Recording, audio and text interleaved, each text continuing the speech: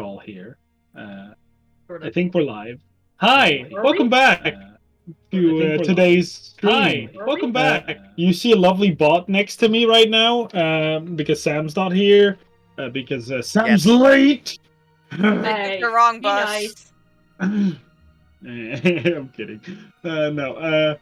But today we're not gonna have a proper session. At least not proper in the way that that you'd expect. Hey, Mark, why is that? Yeah, the party all died, and it was a TPK. Perished. Well, So- not really. Okay. No, one person lived. I'll consider that TPK. But Yeah, same. we're going to talk about the things that the players wish to know from the previous campaign, things that haven't been revealed, and more. I want to say a recap, but that's not necessary. I'll give a recap. Nothing mattered. The party died. Yeah. Ow! They failed! Okay, you know what? Time to get out the booze, y'all. Mm-hmm. I've been drinking straight vodka. You think this is water? It's Hey! just pure. Do you need help? Do you need a hug? No. Yeah.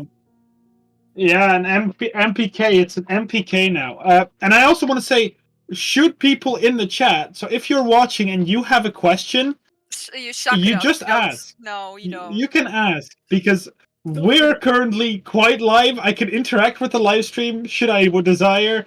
So if you have any questions, just write it out in chat with the word question beforehand, and then I can answer it basically. That's Matt. I like Matt. Matt's my friend. I know Matt. Hi, I Matt. follow him on TikTok. I've heard about that. But I've seen TikToks that's about that. basically it. Announcements. Yeah, yesterday we weren't live. Our DM wasn't feeling well, which is all right. You know, this happens. Tomorrow, tomorrow we also will not be streaming. I think the Sunday game is not tomorrow; it's the week after. I'm not sure, but there is a thing that's going to happen tomorrow. Tomorrow we're going to finally handle all the affiliate business, which means that officially our channel will be an affiliate channel, which means you can do donations, subscribe, we'll get emotes maybe, and much more. We'll see what we're all doing, but we can actually manage it a lot more. Yeah, I'm sorry with late of the stuff. No, that's fine. We're gonna hit so many people the next time we see each other. Everyone's gonna get whacked. Wait. Yeah, I'm just not in a fun way. I'm making it out okay. I'm doing great. Ash, you're doing great. Keep it up. It's just because I don't apologize.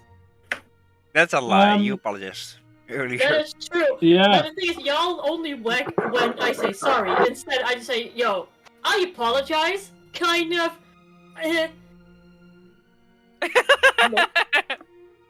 Can't reach my sword.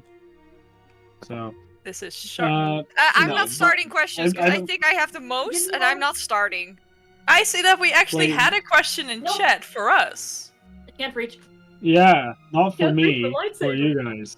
I would like to answer. Can I answer? No, that scares me. As it should. We're wearing blades, right? Yeah. You may. I can't reach my sword. Yeah, so. I also cannot reach either one of the swords I have. Okay, answer. Wait. Yes. Very easy answer to the question, is Mark a nice DM? Is the answer no, but I will explain myself. Mark is a great DM. He's a very honest DM. He's a very just DM. I will not per se say he's a nice or sweet DM. And I think that's better than being a nice DM. I am indeed not very nice, I guess. No, I'm kidding. It is. You are a very nice person. You're not that nice of a DM. No. That's okay. Yeah. I don't think the boss is working more. No, I'm trying to fix the bot. I don't know if I can though. I think You're welcome. The bot is Yes. The bot is yeah, it sometimes struggles a bit with joining. If you're thinking what are they saying about the bot, they're trying to make the bot in the Twitch chat work at this moment, so you can put comments in there, because right now it's not working. Right. I know exactly that is why the it's not context. working. I clicked on a button, and hopefully now it is working. Hi Sam, welcome to the chat. We'll see you soon in call when you're ready. Oh, are we allowed to say that though? Like, hey, yes. Oh. Yeah, it's working. It's working. The bot is working. Yeah, I mean, you're allowed to say that next time. First, I would like to answer questions about the campaign now. Then, if we're running out, we can always do it about the next campaign. There's already some things set in motion. I'll just ask first people's first. I know how Siri said I have the most questions. I don't want to go first, but if you have the most questions, it's good to go first. No, because No. I don't want to go first because if I have a couple questions that everyone has, then they don't. Like, I'd rather have someone else go, and then I have. One by one. I'm just gonna go one by one. I'm not gonna ask 300 questions and. Very quickly. Was there not supposed to be a last? Yeah, you're gonna have something. You're gonna have something, and I'll get to that when you answer the question. Do you want me to start with a hard one or a normal one? I don't mind. Roll a die for it. It's the only dice you will roll today. Should I ask the hard question, Mark? Because I have one hard question. You can ask what you want. No, this is a really long time ago, when we were nearing Sally's location, I was on watch today, and then a meteor crashed somewhere, and I am not sure what that was, and I want to know what that meteor was.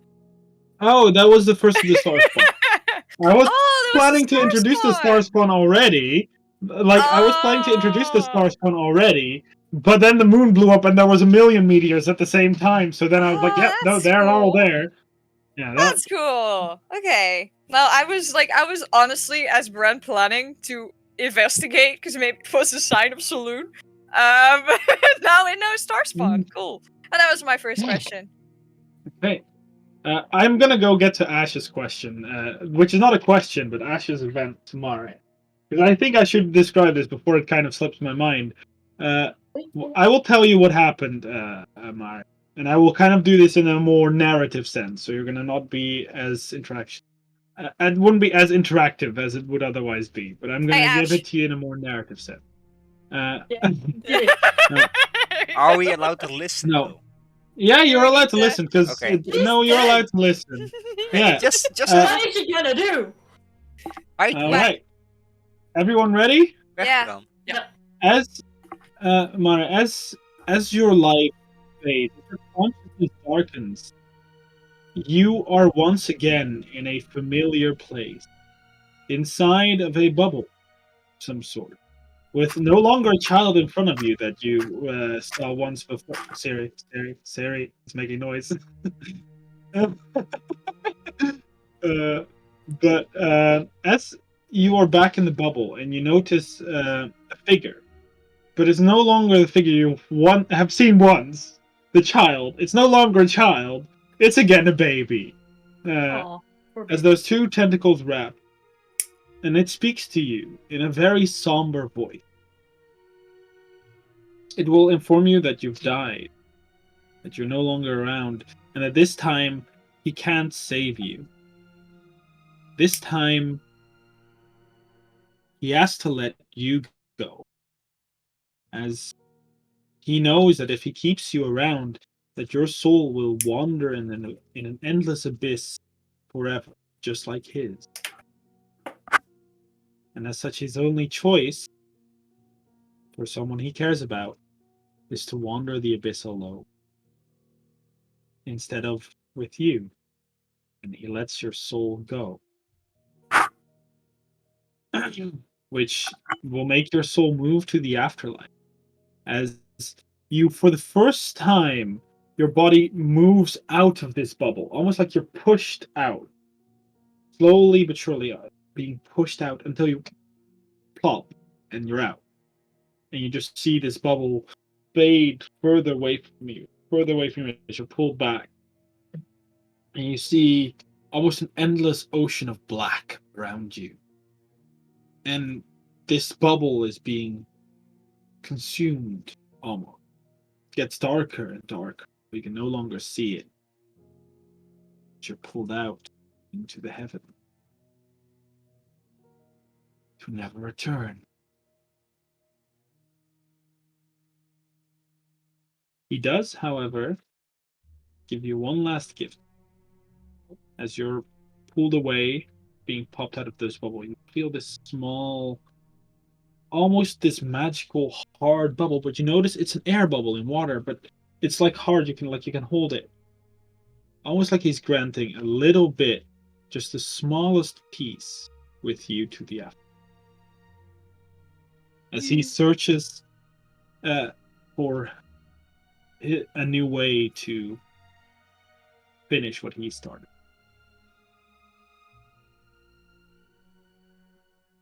He lets you go. You're free. Such a good boy.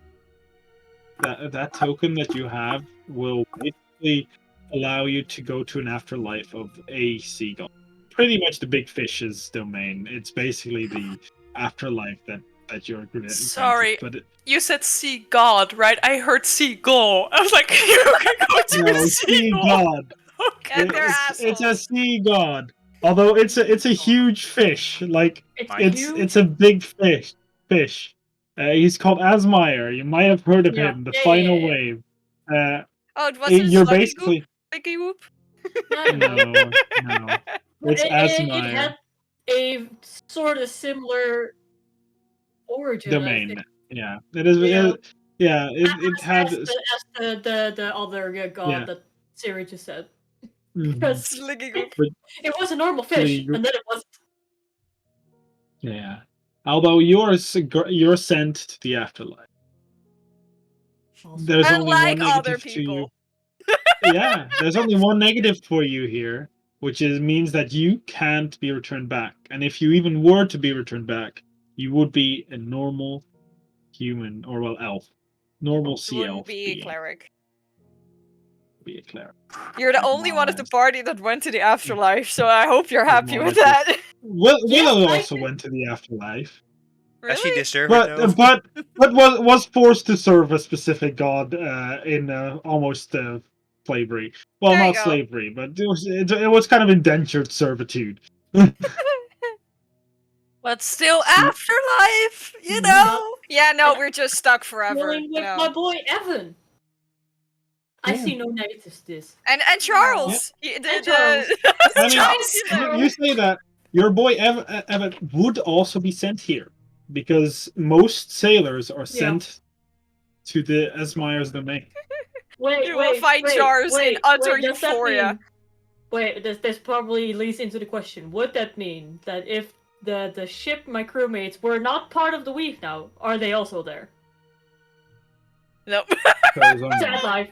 Yeah. Oh, no, but that raises more questions. Yeah. And now we go to the next person. Either Andrea or Tony. What do you want to ask? Tony, go for it. What happened to Discord? Death and destruction. This sounds very simple. Discord was forever used as a tool of war. Nice. Basically, someone would embrace, and each time when the Arians needed you, she would basically drop you somewhere, say, these people are trying to hold you away from your girlfriend. You basically decimate them because you're someone in an embrace, and then she just captures you again and locks you away. I mean, worse ways to go. I mean, that's also like hella smart on the Arians part. Arians is very smart. That is true. Freya. Great. Okay, my most important question. Did Zeru, the child of Willow, get to live a happy life? Oh, that's difficult. But I think so. Well, sort of. Zeru lived a life. And for his childhood years... for his childhood years, that was fine. but Zeru lived in Alessa-controlled territory, which means that whatever life he had, if it was with the rebellion or if it was as a servant trying to, work into the ranks of Alessa, serving her, he probably struggled in his morality, no matter what. He could have lived a happy life. He could have lived a life of slavery. There's many options that could have become of it. Okay. Okay, well, he had a happy childhood. That's nice. Yeah. Back Nice. to Siri. Yeah. I'm looking. Now we're on the child part of this. What happened to the little boy in the crystal? Because that is the child question I have.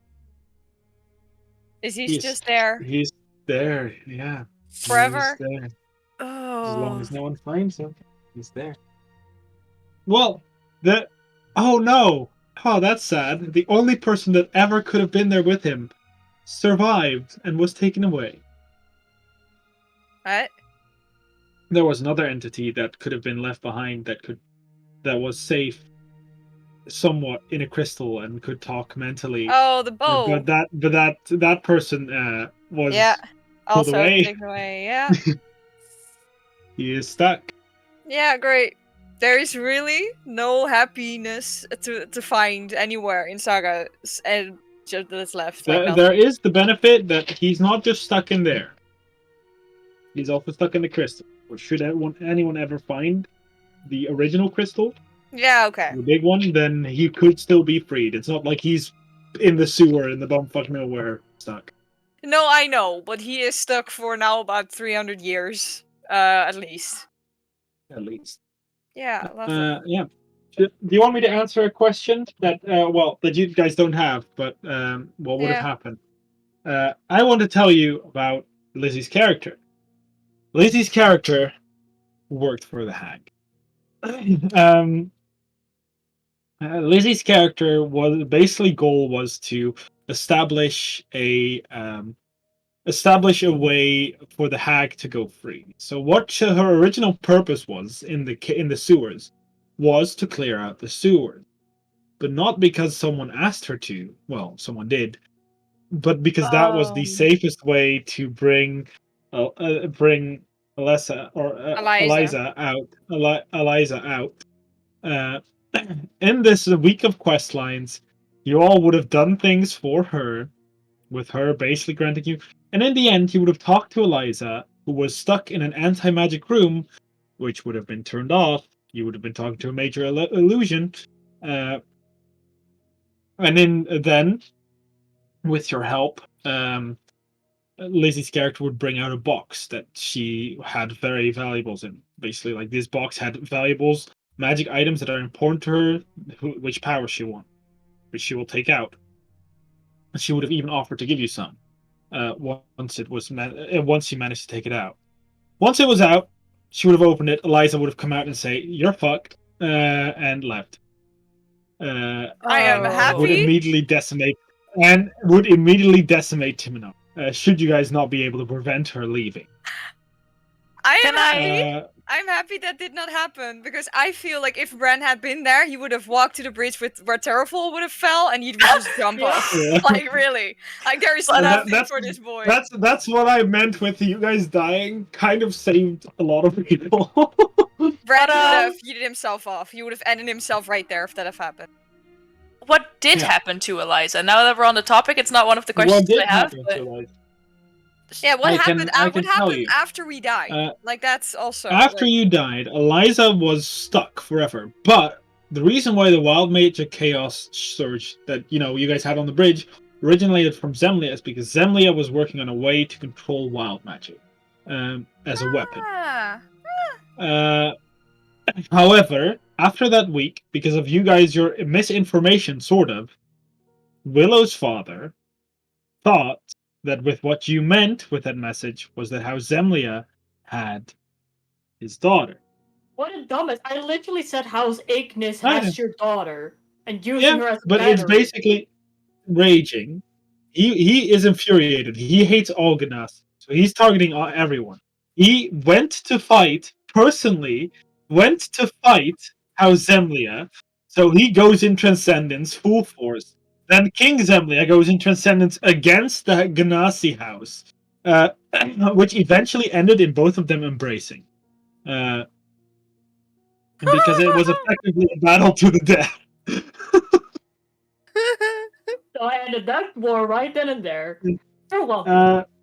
But House, it's also very interesting because the way that King Zemlia embraced and the way that I want to say King Mistral, because that's technically now what it is, embraced are very different.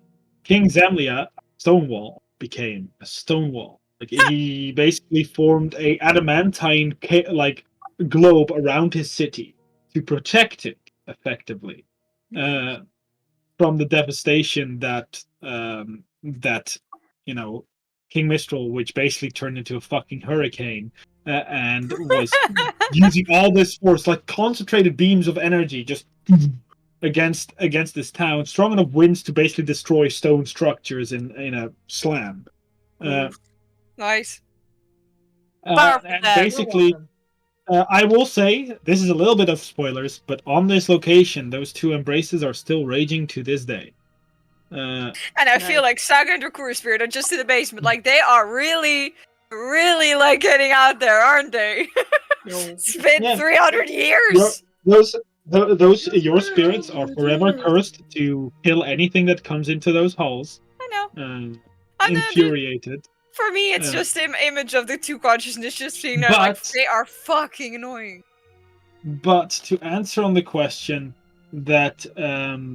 Eliza? To answer the question, what happened to Eliza? In those 100 years, Eliza was basically forced to be a slave. She was unable to get out anymore because of what King Zemlia did, and and because she's an anti-magic chamber that now very few people knew how it worked, and the people that knew how it worked couldn't be corrupted, at least the way she would have wanted. So sad. So sad. Which eventually finalized their project. Because the people that are now locked in this dome, they were slowly dying out. Because there was little food, there was no sunlight. They eventually forced Eliza to make sure this would never happen again. After about 100 years, Eliza finished a construction that would cut off the material plane from a lot of from other planes' influence, which basically shut the material plane off of the outside world for outside of any connection for about a couple of days. But this stopped the working of Transcendence unless you were really powerful, cut off mages their magic for a moment and turned them crazy, and stopped wild magic ever happening in the way that it does now. The magic goes boom. The magic went after which Eliza was promptly executed. Yes, as they should. That is now a festival to Menorah. All the flags will be raised as that woman finally draws her last breath. And you know, this is now my favorite butterfly effect. I just inform a dad that his daughter has been kidnapped by the fire Ganassi. Yeah. And he decides to embrace, and now the whole town magic went boom.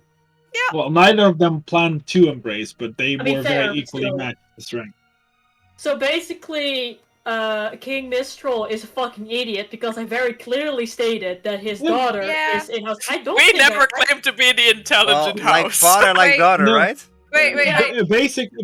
Basically, what happened was you said House Igneous, right?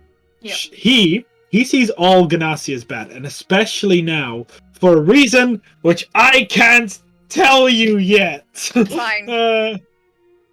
But he was very much influenced and controlled by someone, in a way, in his actions. And that's why he made rash decisions. I like how we're doing this so we can get answers to all of our questions, but every answer you give raises more questions for us. I mean, it's some answers. I'm not going to answer all of the questions. I know. There's still some questions I can't answer. Who's up next? Who originally asked the question, what happened next in the campaign? I don't remember who we were on. I was last to ask a question. Did Emerald ever finish their outfits? Yes. Yes, he did. Also, by the way, that is why no one knew you guys went into the sewers, because Lizzie's character never told anyone because they were working for the hag and not House. Yeah, but Ashana did. Ashana did, yeah, but basically that's why she originally never told anyone you were going down there. So if no one escaped, no one would have ever noticed you were even gone. And it's quite funny because she saved Ashana in a way. So that's quite funny. Yeah, no, that was mine. Because she wasn't a particular evil character. Lizzie so we're was playing an evil Ash character. now. Yeah. Ash, buff me on the stream. Yeah. All right. Dude, what happened to my ship? Your ship. Yeah. So your ship was carrying an artifact of the Majori. Why? Well, it's valuable. I know why. The majority are fucked up. Yeah. That's why. No, not particularly. In this age, no one cares much about what the majority have done. Yeah. I mean, Saga would, but the majority don't really care. The people nowadays don't care. They still care in the sense they would never allow slavery because of what the majority have done, but they don't really care anymore about the atrocities done by the majority. Because the majority do not exist anymore. Yeah, they're dead for They've been gone for 400 years, and not a single person alive to this day remembers what they've done unless they were a very powerful figure, like Eliza. Eliza would know what they would have done.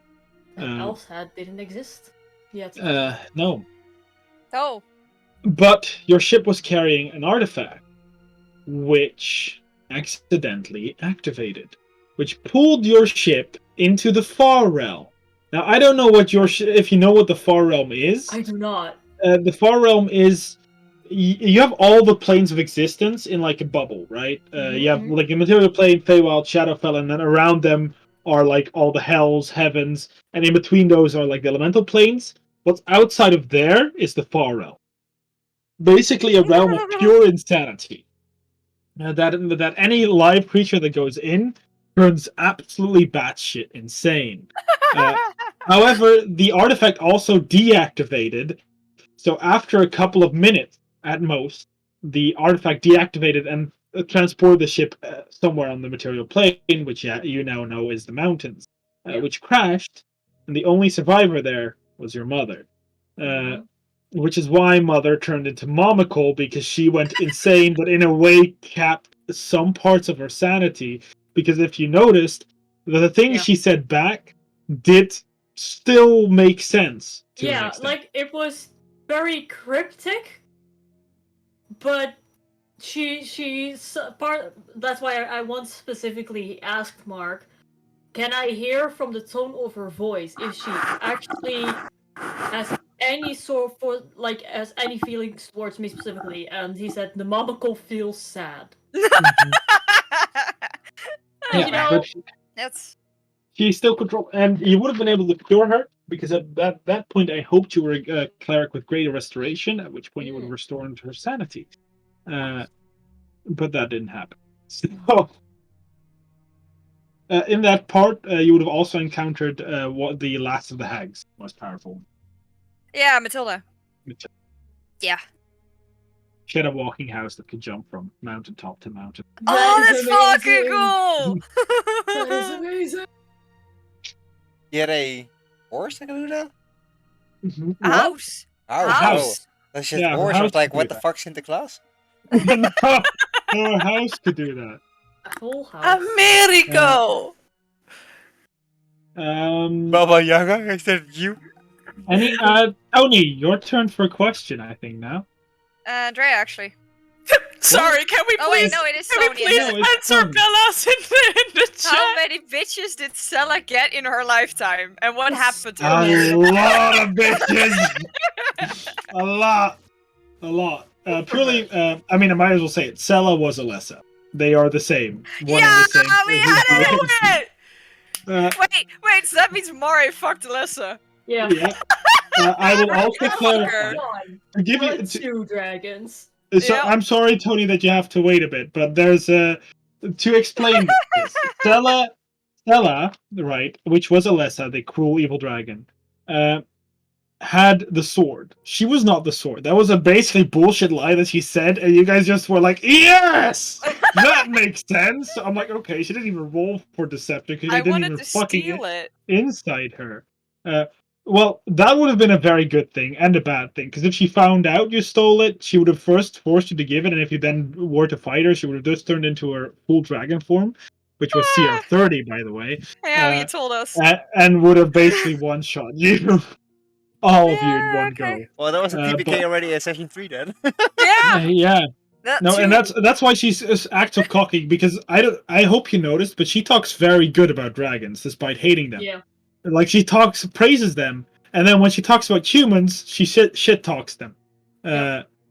Because she thinks dragons are completely superior to humans. So, Yeah. so when I said Sella was the BBEG, I was right? Yes, Yeah. you were. I said it in the moment we met her. The goal is, the reason why she was killing other dragons had two reasons. One, because then no one would contest her territory.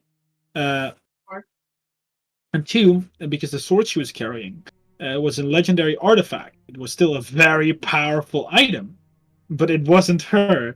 It was a legendary artifact that if it had the soul of each dragon, then the wielder of the blade, of each chromatic dragon, could ascend into godhood.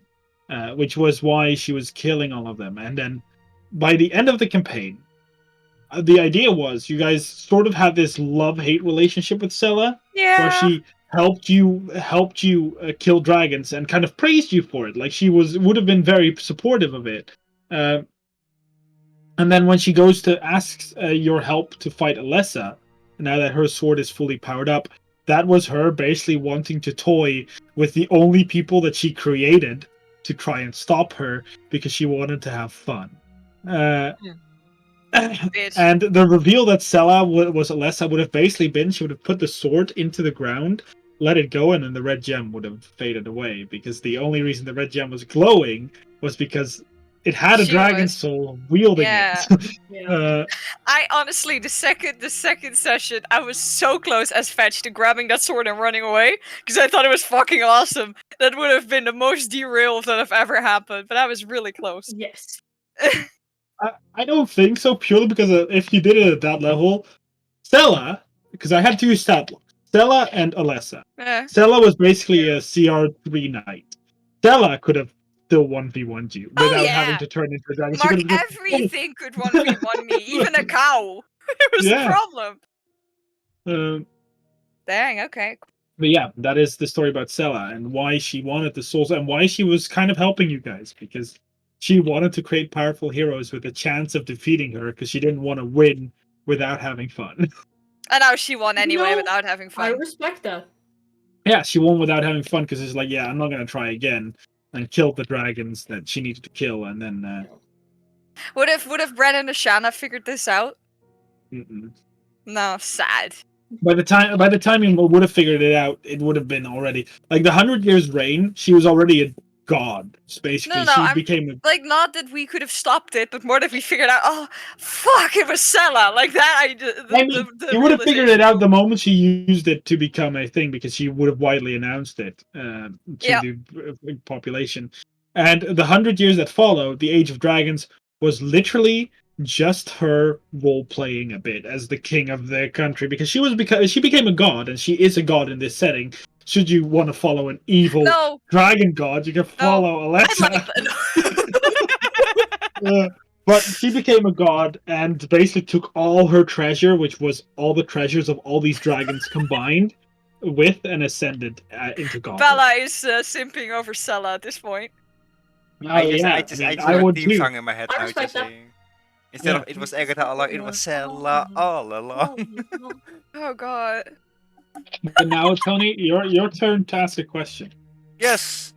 What would have happened if music has actually found Mallory? Okay. I can tell you the reason why Mallory wasn't responding. Because Mallory grew old.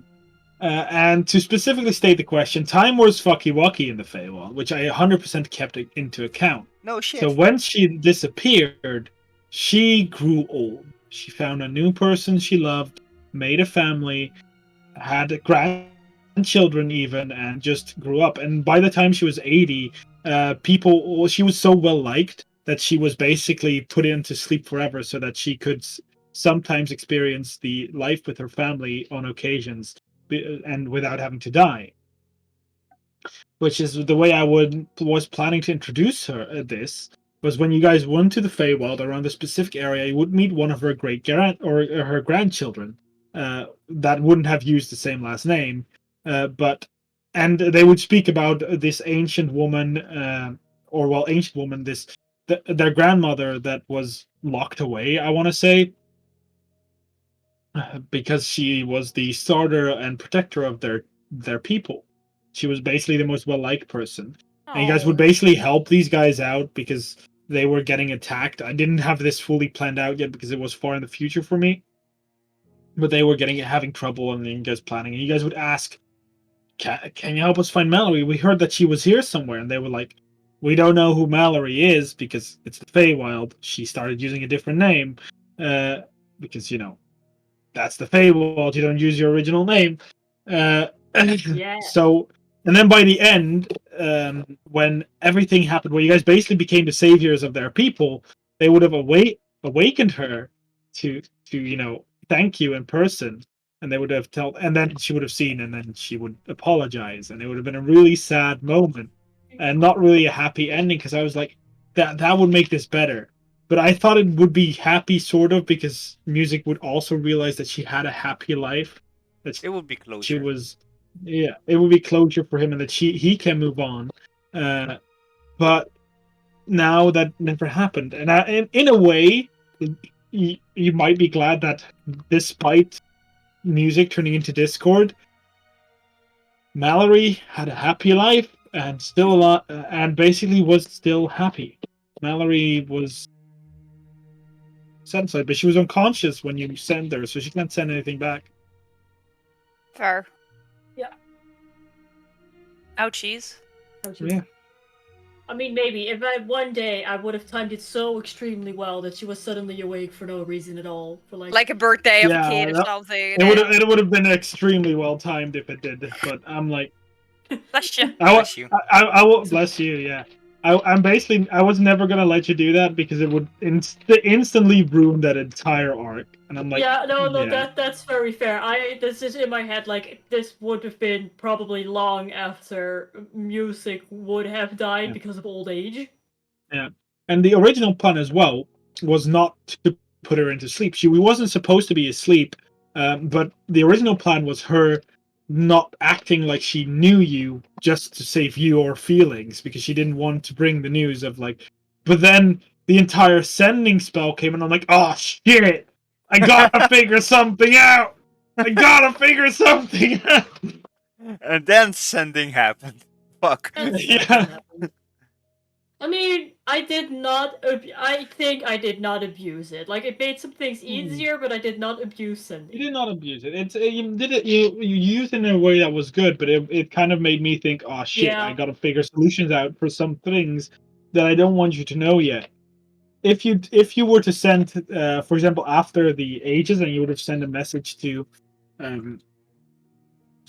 for example, then I wouldn't mind you finding it out that way. But with Mallory, I was not going to spoil that entire story. That's very fair. Great, it's your turn. Why did Willow have wild magic? Like, where did that come from? Pure chance. It's a pure chance. It was extremely unlucky. You and Gravel were the only wild mages ever. Yeah.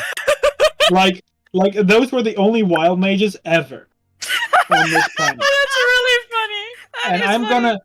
I'm gonna tell you even more a little bit. The reason why you were in the pool, because I wanted to already hint that Eliza was researching wild magic. And that is why I kind of hoped that you might put the clues together when the wild magic search happened above Zemlia, where you knew that where Eliza was kept.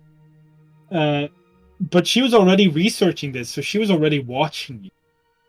Oh, yeah, I gotta be honest. I really thought that, like, what the fuck did they do with Eliza? I thought that it was Eliza having something to do with the wild magic from the tower, but I was just like, nah, I'm probably wrong. Yeah, that was right, because she was experimenting with it. So smart, guys! And that's also why the pearl in Zemlia, right? It wasn't a pearl, it was a stone-ish. It was a majority artifact, so... It was a majority artifact, because the majority... what the majority did was... Basically, before the majority were there was no wild magic. There was no transcendence like it is now, because the majority artifact, the pulse, the attack of the far realm, what happened, brought all the planes closer together. They're like borders fading more, and that is what Eliza undid. Because it basically lessened her power, first of all, not because it made her weaker, made her stronger, in fact, but it made other creatures stronger more easily. So she wanted to undo it in the first place. But now she was forced to do it by House Zemlia, because Zemlia is like, yo, this shit fucked up, So yeah. This is kind of still in the same realm, so I will double question. What did Willow have to do to control the wild magic? Like, was there even a solution? There was slowly over the matter of the game. You would have found artifacts. Specifically, if you were to figure out that Lizzie's character was gonna basically betray you. If you figured that out before, because I basically discussed with Lizzie, like, if they insight you on some of your answers, then there is a big chance they'll find out and kill you. Which I basically prepared for. If you manage to get to Eliza without, freeing her on accident, she would have first of all tried to give you more ability to control it for her freedom. She would have offered you in a deal, but you could have also stolen it. So it was an item that let her do it. That would let you do it. It would basically reduce the chance that I rolled on a d6, and then later on, when you get further into the campaign, you would have found another artifact that would have basically stopped it. It would have also just completely removed your subclass, and I would have basically made you a subclass that would transcend instead of doing the wild magic. That's very cool. But that was the plan.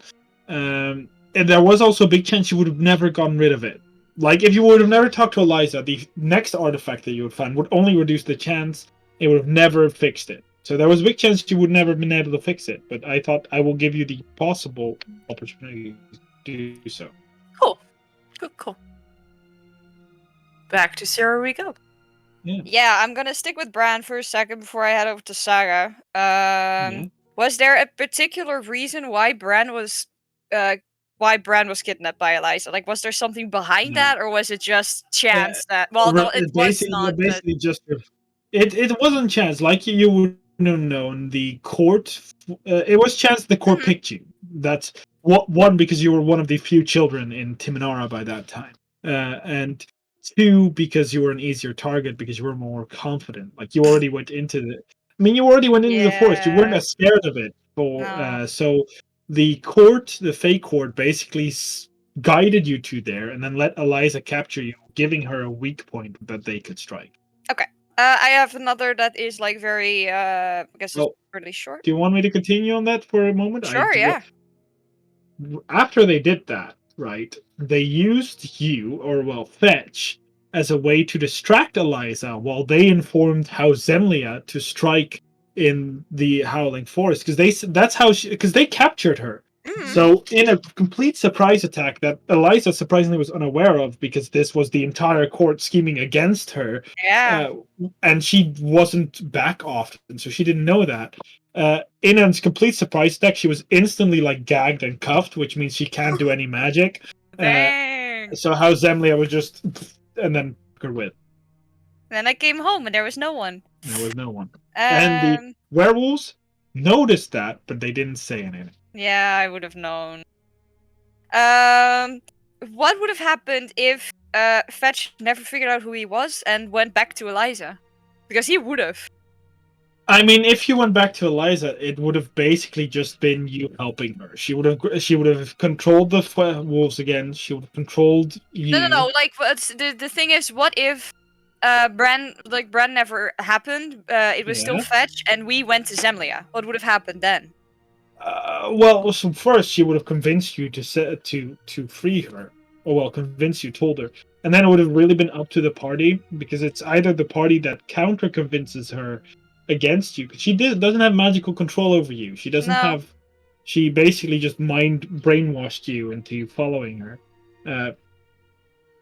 So she would have basically said free me and expected you to, and if the party then stopped her, she would have almost berated you.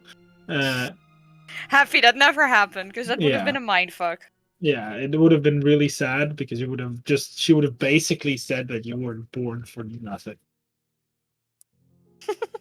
Well, to Fetch. Yeah, I figured. So it would have. So really, there are different options of Zemlia. One would have been everything in Timinar decimated, as well as Bran, and the other option was mind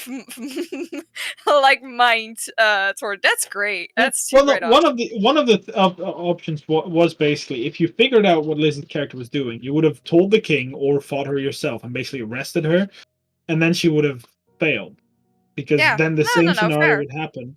If you then also didn't inform Echo, the war would have gone on for far longer, almost not advancing for some godforsaken reason. Because actually. It's okay also not to say it. Yeah, basically there were 3 people. The people were manipulating them because they thought it was fun. They were enjoying seeing this war going on because they were bored, and that is what they did. And the war would have gone on far longer, but the effects sort of would have been the same, because Zemlia was basically trying to stop Transcendence, because they knew that their Transcendence was in a way weaker than that of House Mistral, and if the Transcendence was gone, House Zemlia would have easily overwhelmed House Mistral, because they were less reliant on it. Like, they use it for building and doors, but for combat they are still, like, most of them wear full armor and, like, battle equipment. Sure, they can, like, erect walls in a stamp, but it's more House Mistral just fights with Transcendence. Yep. Like, they also use weapons, but they use Transcendence way more. I think that was mine. Okay. I have more, but, after. Well, Ash. I do really wonder, probably not in the span of the campaign, but was there a possibility that I would have actually restored Caravalel?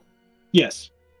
Caravalel basically consisted out of multiple pieces. I wasn't sure yet how many, but I wanted to scatter them about so that they would kind of align with you killing the dragon. It would have basically been like, kill dragons, some character arcs, kill dragon, and in those character arcs was you finding the things. For example, if you didn't die and kept the peace, right, he was already more powerful, and then you would have just found more and more until you assembled the god, which would have been around level like 15, 17. Because I was planning for this campaign originally to go to like level 20. Where we were trying. Alyssa. We were trying. But at level 17, it would transcend into full god, leave you.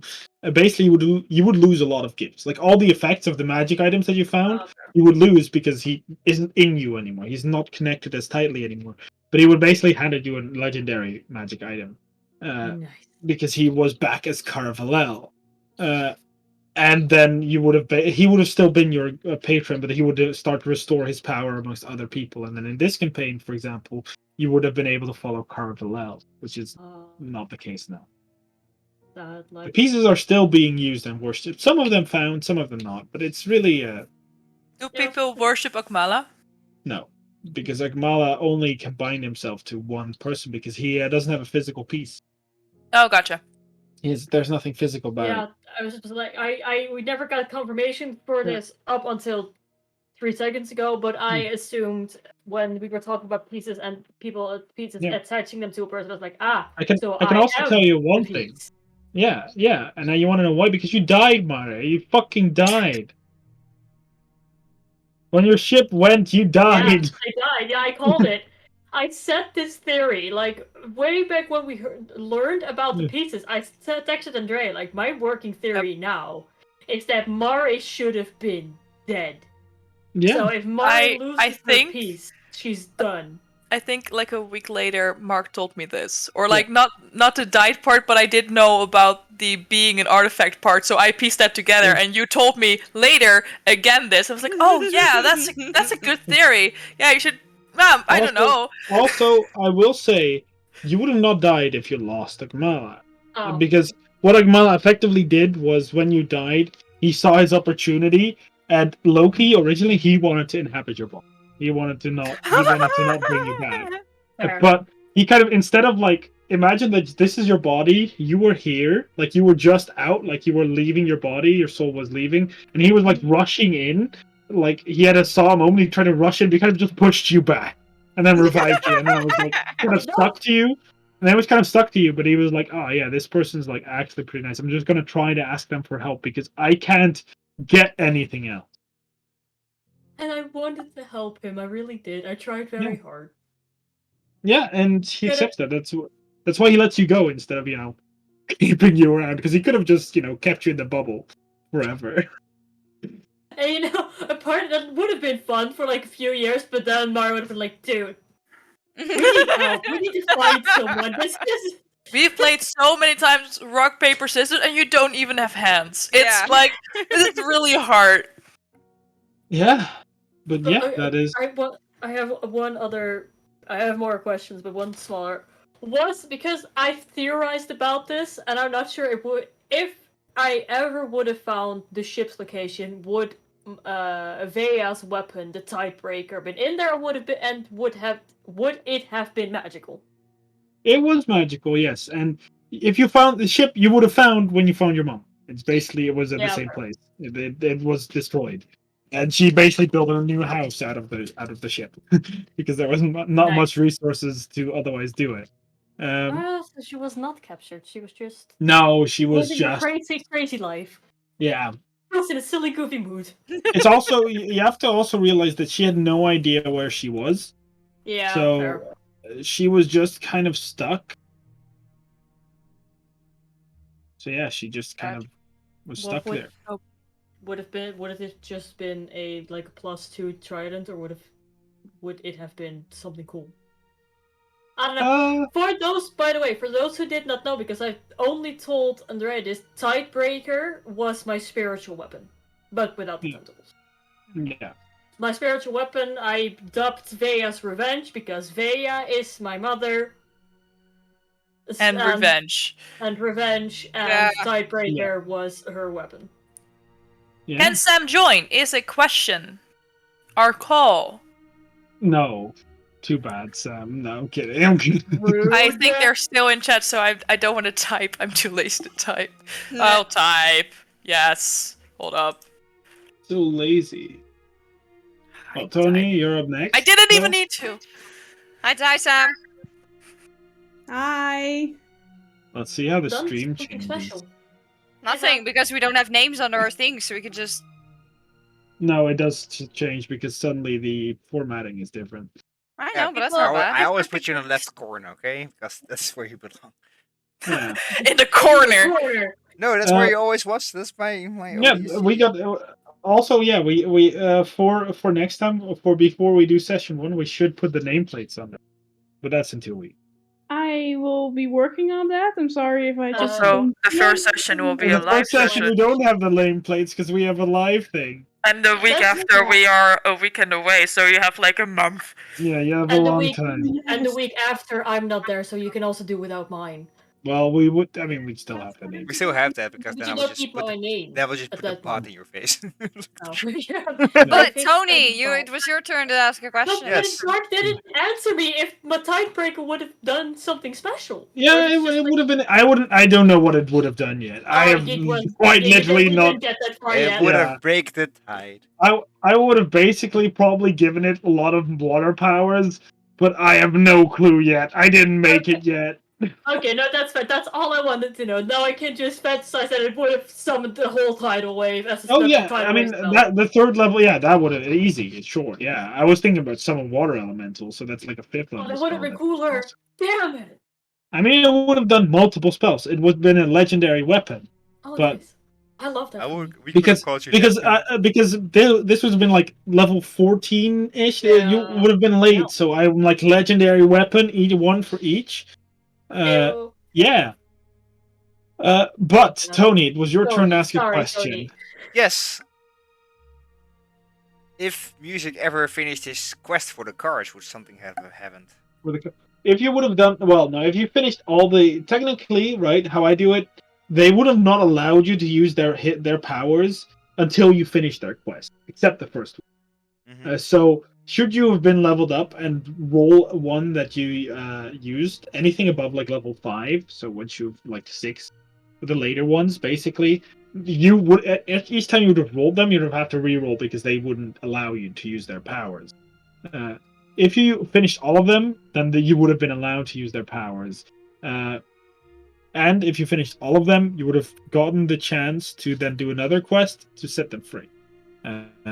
Because, these were souls locked in cards that they couldn't escape or communicate out of, except if someone of the Gracton family was holding them. So yeah, they would not have been. They would have not been very happy if they lost Eve. Siri, please do not smell fire. Thank you. Burn your nostrils, dude. Do it. But yeah, there's that is what would have happened if you did all the quests. Nice. Well, Sam, do you have any questions? Because I'm just following the Discord order here for me. I can ask a question. It took me almost an hour to finally arrive. I'm sorry about that. We've already reported you for bad behavior, Sam. Don't worry. We already called an Amber Alert for a missing child. Sorry. Sorry, what? Oh my god! No, Tony, I fucking love you. Sam, what's your question? What's your question, Sam? What is my question?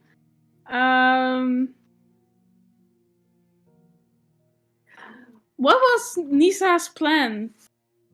Originally, her plan was just to lure you in a false sense of security and then capture you to use your blood. That was just her.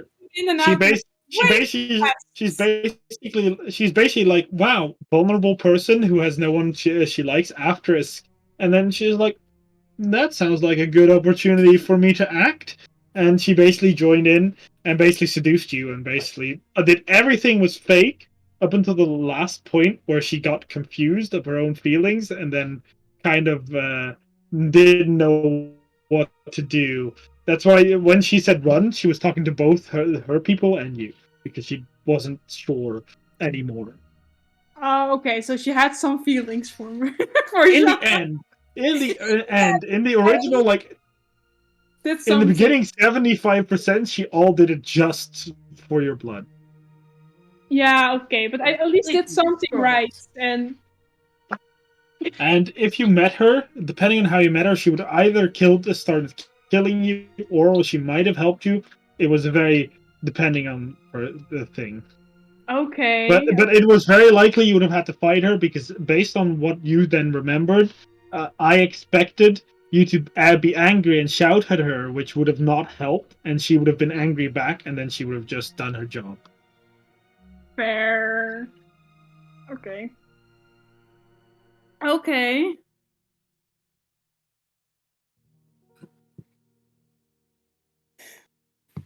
Are you ready for it? Okay. This is just the question. Very short answer. Did the Mistrals get drug Drug being the fiance. Yes, that was entirely them. Technically not Echo. Echo, it was your mom that did. Oh, Echo, that, yeah. Yeah, it was not Echo. Echo was basically, he didn't know it. Technically, he didn't approve of it, and he basically said, "Yes, I'm glad he's dead," but he would have not had him killed. It was your mom then. Also, what happened to Flutter? Also, surprisingly enough, influenced somehow to make mean and troubling decisions. I don't know why. Yeah, you do know why. We just don't. What happened to Flutter? Like after Echo embraced, one of her daughters died in the sewers, the other one used as a battery because Gas was fucking dead, right? Yeah. No, she wouldn't. She might not have died. I'm not sure yet, because Gust was indeed there with another transcendent person, and together, I was kind of sad you didn't see it, but together they would have been like really badass. Because I don't know if you guys know what Gust's transcendence is, but because of what Willow did, Gust burned his, I think it was left arm or right arm, one of his arms, permanently, like a burn, a pure burn scar, which fucked with his transcendence. It made him, basically, it hurts him a lot to transcend because this ignite, like his arm lights on fire again, and he feels it. He feels it light on fire. But this basically gives his transcendence is called Cinder, which is basically like superheated air. Like it's not normal air. It's basically superheated air that his transcendence is, and together with I forgot his name because I need to get my document out because there's so many NPCs. Beacon? Beacon, Gavin? Yeah, Gavin, yeah, Beacon. No, but together with Beacon, they would have because you might know that fire genasi are not immune to fire; they are resistant. Yeah. But together with Beacon, if you then came with an army, those two would have taken out an army by themselves and started fighting them. Dang. Because if you might not realize, Gust is very fucking powerful because of that transcendence. He is more powerful than most. His is difficult to control because you might know that hot air rises up, which means that if he fights on the high ground and he fights someone on low ground, he has a very hard time. That's why he sticks on the ground, which is not something Mistrals like to do. They all be like, "We're air genasi, we can fly," and so they fight from the air and like very mobile. Gust, his transcendence is very reminiscent of someone from House Zemlia. Not because someone on House Zemlia not because someone on House Zemlia he has like stone transcendence, but they are also very grounded in their fighting style. So is Gust. Gust is purely all about mobility on the ground, fighting upwards. Because if he has even the smallest height difficulty, then it's very hard for him to launch attacks because they have to go down, but the other air also rises up. So, but your mom died because Eliza doesn't like other rulers. Very valid. Also, she deserved to die, so I'm okay with that. So, for in my head, it's just a dumb reference. So most Airgonauts is just Obi-Wan Kenobi because they have the high ground. Yeah, sort of. They are devastating because one, they have wind, they stake in the air, but any ranged attack you do, they can literally just wipe away with the wind. So they are very difficult to fight for someone that uses projectile attack. That's why Fireball. Yeah, fireball would have been fine. It was just boom. And on that conversation, I think I told you guys a little bit about this before, but the first time you were supposed to fight Transcendence was with the leader of House Ignis. Yep. And basically there would have been a 3-stage fight. One, he would have fought you normally with his beginning Transcendence. So he would have forms. Yeah. Once he began to fight you with his beginning Transcendence and like his family, and then basically he had something in place that would have made sure that his family wouldn't die. Like if they think it would have basically burnt up gas as a fuel source to protect his family. Not dead, but you would have heard her scream as she was basically like forced drained. Yeah. In his second stage, it would have basically basically, you would have fought him until he was lower HP, like half HP. Then his family, then the connection between Gasp and him breaks. Basically, Gasp is done. It's the Shield of Transcendent, which fueled his power and sort of stasised his family.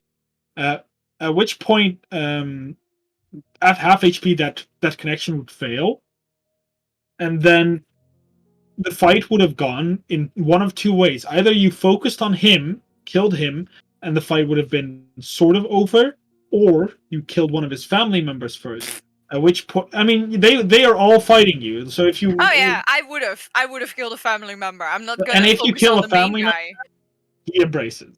Yeah. You know what they say? Fought you in an embrace. He would. I don't know. Have you guys seen the first original Suicide Squad? Yeah. You know, the fire Diablo, the El Diablo. Like skeleton. That would have basically been him. I would know how to solve this. We grab a bucket of water. It's drop and roll, right? Yeah. But the stages would have basically been. I think it was. First he was red flame. Then his second stage he turns into a blue flame, and then his last stage it was either purple or white. I'm not sure. But it's basically like the stages of how hot flame is. And in his transcendence that he was basically this purple flaming skeleton demon thing that was all hell-bent on protecting his family. To be honest... you guys command on this guy and tell him to drop and roll. Drop and roll it out, man! Just drop and roll! Drop. Well, then you cast it twice. Drop, roll. You know, first you drop, and then you cast it again. Yeah. I think the fun part is if we went by video game strategy, like focus the ads first, then the main guy, he would have embraced so fucking fast. We would have never gone past the second stage. We would have died there. Like, knowing us, we would have died there. Well, I basically scaled it up. Like, his attacks wouldn't have dealt a lot of damage, especially because I, at that point, expected you to have some amount of intelligence and been like... I mean, no, but basically, like, okay, I fought Beacon. Wow, wait, we're fighting Fire Ganassi. They all do fire shit. Let's get potions of fire resistance somehow. Did anyone else catch that Mark was calling us fucking stupid? Wait. Again? Again? No, I didn't call you stupid because I wasn't sure if you were gonna do it, but I hoped to, otherwise you were screwed. Before or after we set fire to...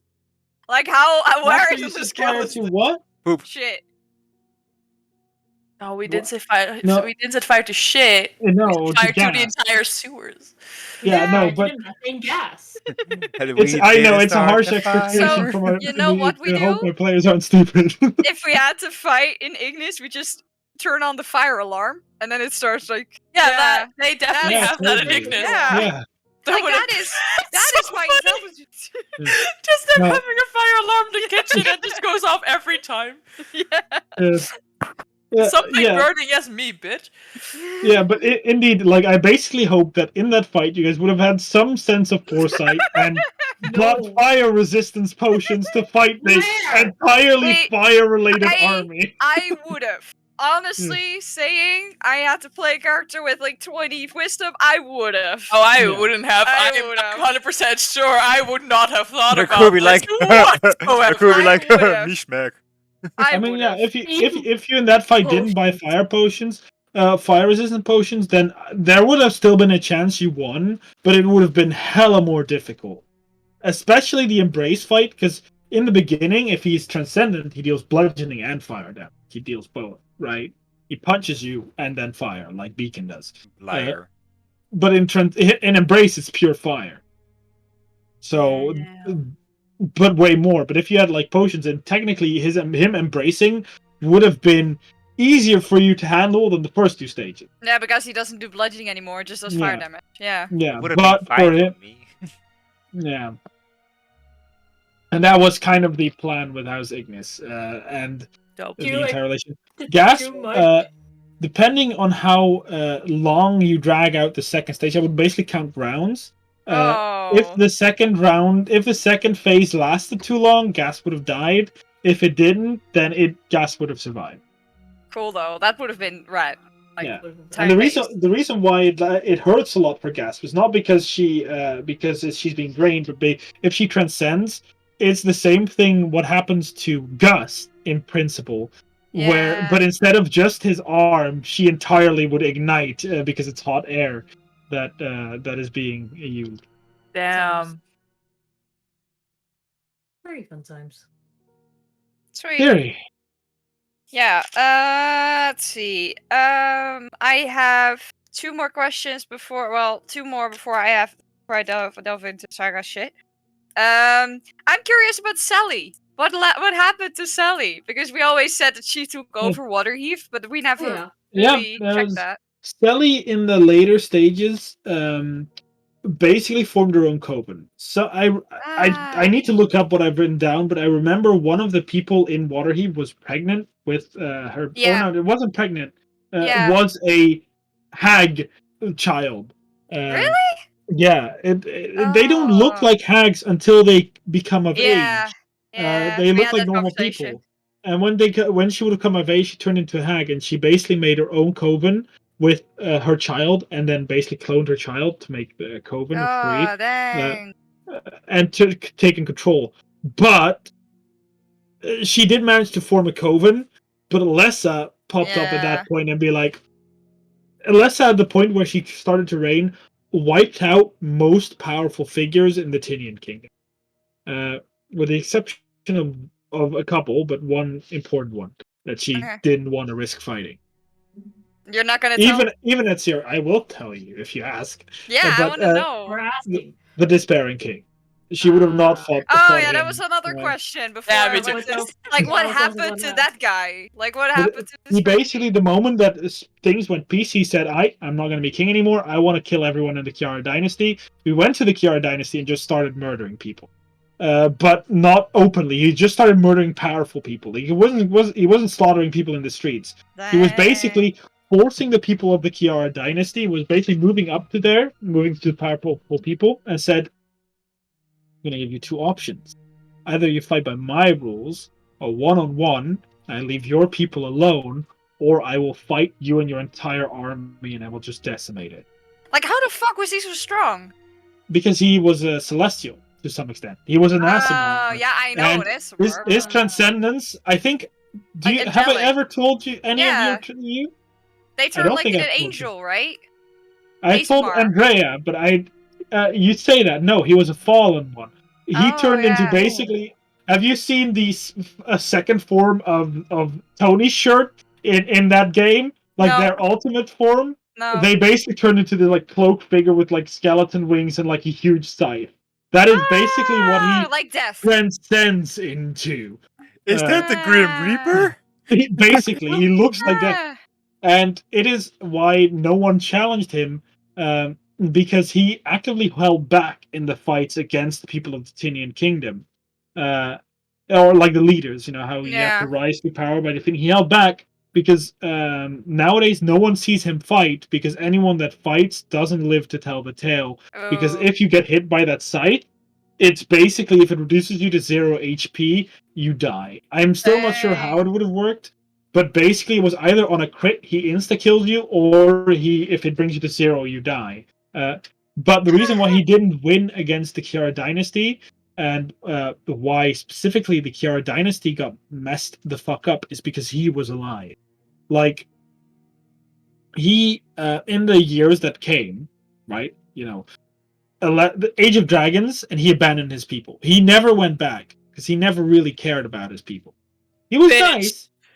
He was nice. He appreciated his people, but he never actually cared enough to protect them. He became king out of pure revenge, which I think people in Tinian King knew. I think I told Andrea.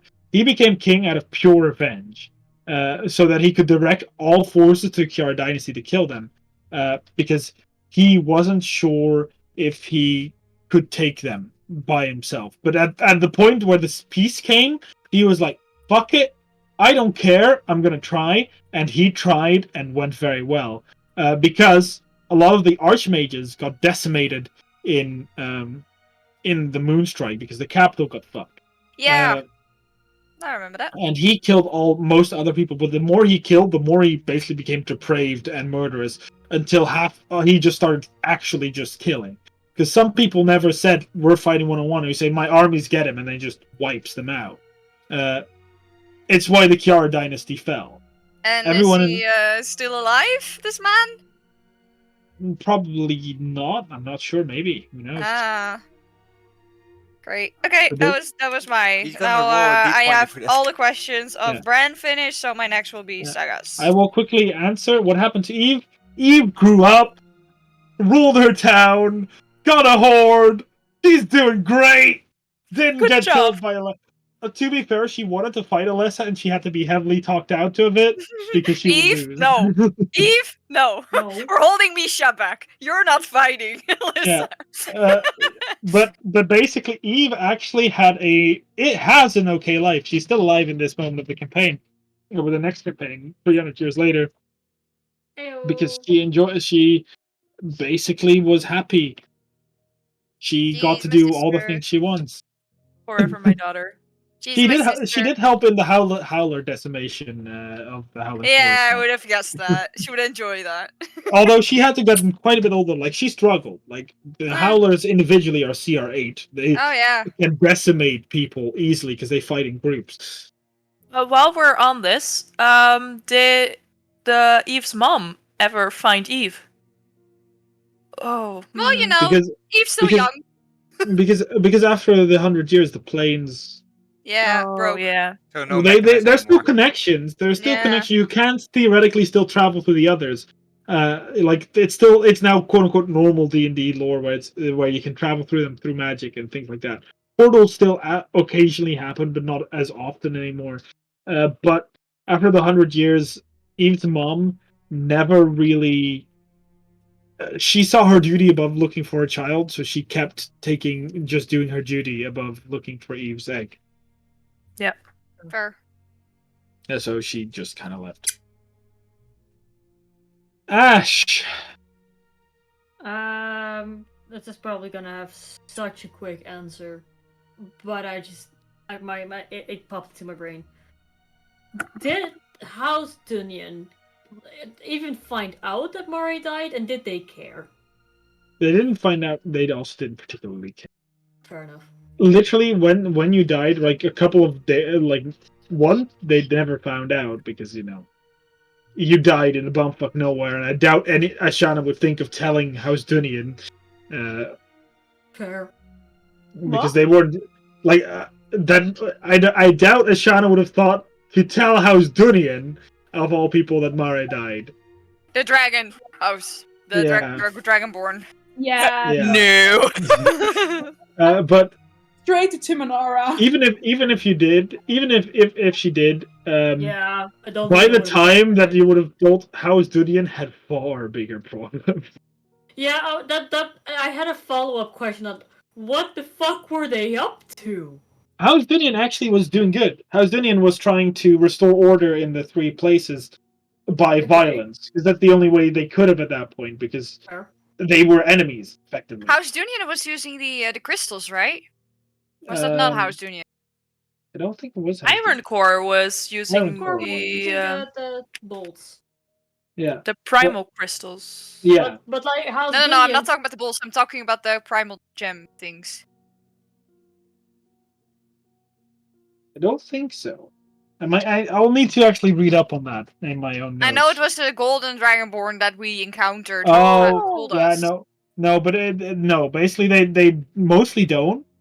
I mean, some do, but it's kind of not them as a house. It's not them as a house that would encourage it. House Ironcore is the one that did the stuff with the bull and stuff like that, experimentation there. But honestly, those three houses worked together to try and restore order. They weren't doing bad because none of them were influenced, and they were the three powerful houses. They took their duty as important, purely because the Tinian Kingdom exists because of House Dunyan. Like them in its entirety exist because of House Dunyan. So they were trying to effectively just reestablish order. But the moment Alessa came into the picture, they were fighting to survive. But even then, their house fell. Most of their people got decimated and had to flee into Cassilia.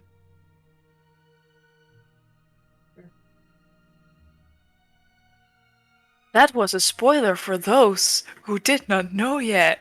Yeah. Who? Sorry, I'm annoying. Tony!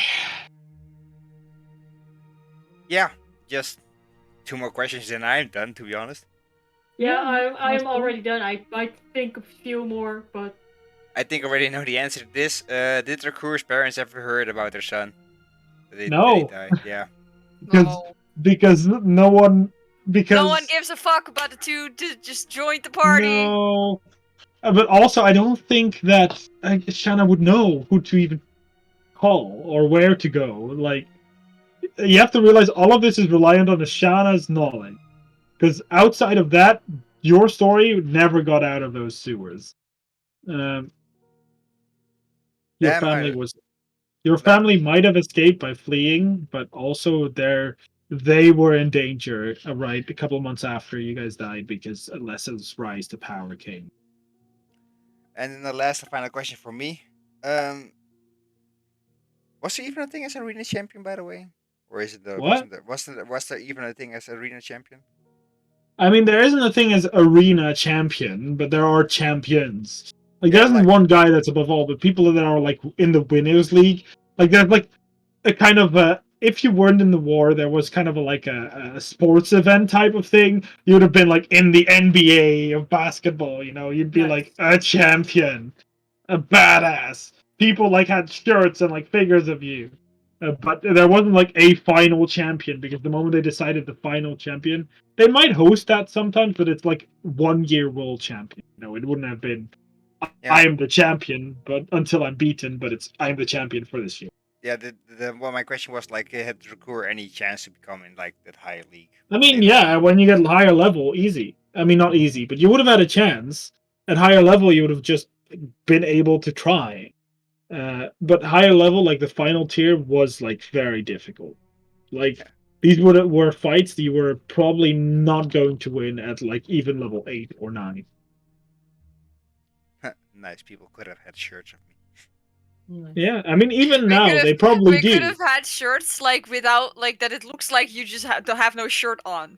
Like because Dracour doesn't wear a shirt, so it would look like we would have like Dracour's torso on our body. All over. Yeah, I mean, just chest hair. I mean, there were shirts. Like again, everyone that is in like mid tier probably had merchandise to some extent, either legal or not. But it's like, if you're a mid tier, that means that you're often traveling to multiple arenas, so there is some amount of merchandise because that would sell. Oh, I would love to have my merchandise have a cloak. Can I please have the thought now that somewhere, because I imagine Bran has an office that Bran there just is like this, like listed, like a painting with like Willow's like arena thing in there, and like Dracour's as well. They're just there as decoration. Like, oh, you're an arena fan? No. Primal Rager, Emissary of Chaos, forever in our memory. Yeah. Sam! Those were my questions for the night, by the way. I am done. Yeah, I mean, if you still think of some, you can always ask. Sam! Me? A good question, and Did you want to ask about the bow? Yes, thank you! Oh, I know exactly what the bow is. That's easy. No, like, what was the bow story? Like, the bow is what you can call a draconic shard, which the bow itself didn't know. The draconic shard is basically an undead. So each time you would detect undead, it would technically glow. But so it was glowing in the final battle then. They're undead. I mean, yeah, but they wouldn't glow. Like, it doesn't glow when you're close to undead. If you detect undead, it would glow. Or, you know, things like that. A draconic shard is basically when a powerful gem dragon dies, the force of their will can sometimes just say, I ain't dying, bitch! Then their essence transforms... Then basically their pure essence transforms into a psychic remnant called a draconic shard. And the draconic shard can can inhabit objects and turn those into magical items until it's like dispelled or like something like that. Ah, okay. You basically got. I changed it to a +1 weapon because normally it would just add a straight D8 force damage on each hit, and I'm like, nope, that's too powerful. So Yeah. just made it a magic weapon with resistance to psychic damage. But it is a CR17 creature if it ever found out what it was, and it got killed by the Black Dragon. Fair. That's why they wanted to. That's why they wanted to kill dragons, because that's their vendetta was against that specific Black Dragon.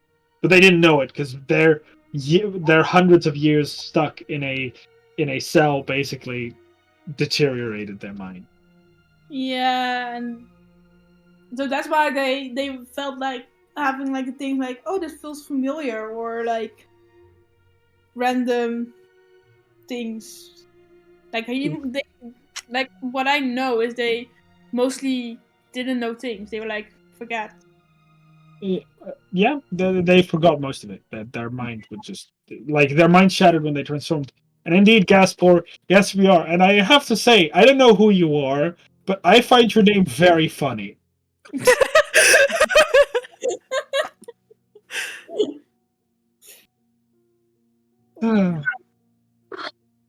Met too many elves, I take it. No, I mean dark elves. That's racist, Mark. No, the dark elves called people that don't live long Gaspors. That's why I thought it was funny. I got like that multiple times. But yeah, we are all on TikTok. That's actually where we met. Yeah, that's where this group originated from. Not the Twitch channel that we've met. This Twitch channel is now a hub, but this group is from TikTok. Everyone but Tony makes TikToks. I mean, barely anymore. I'm just there. Yeah, we Ash have also one Mari exists. video, actually.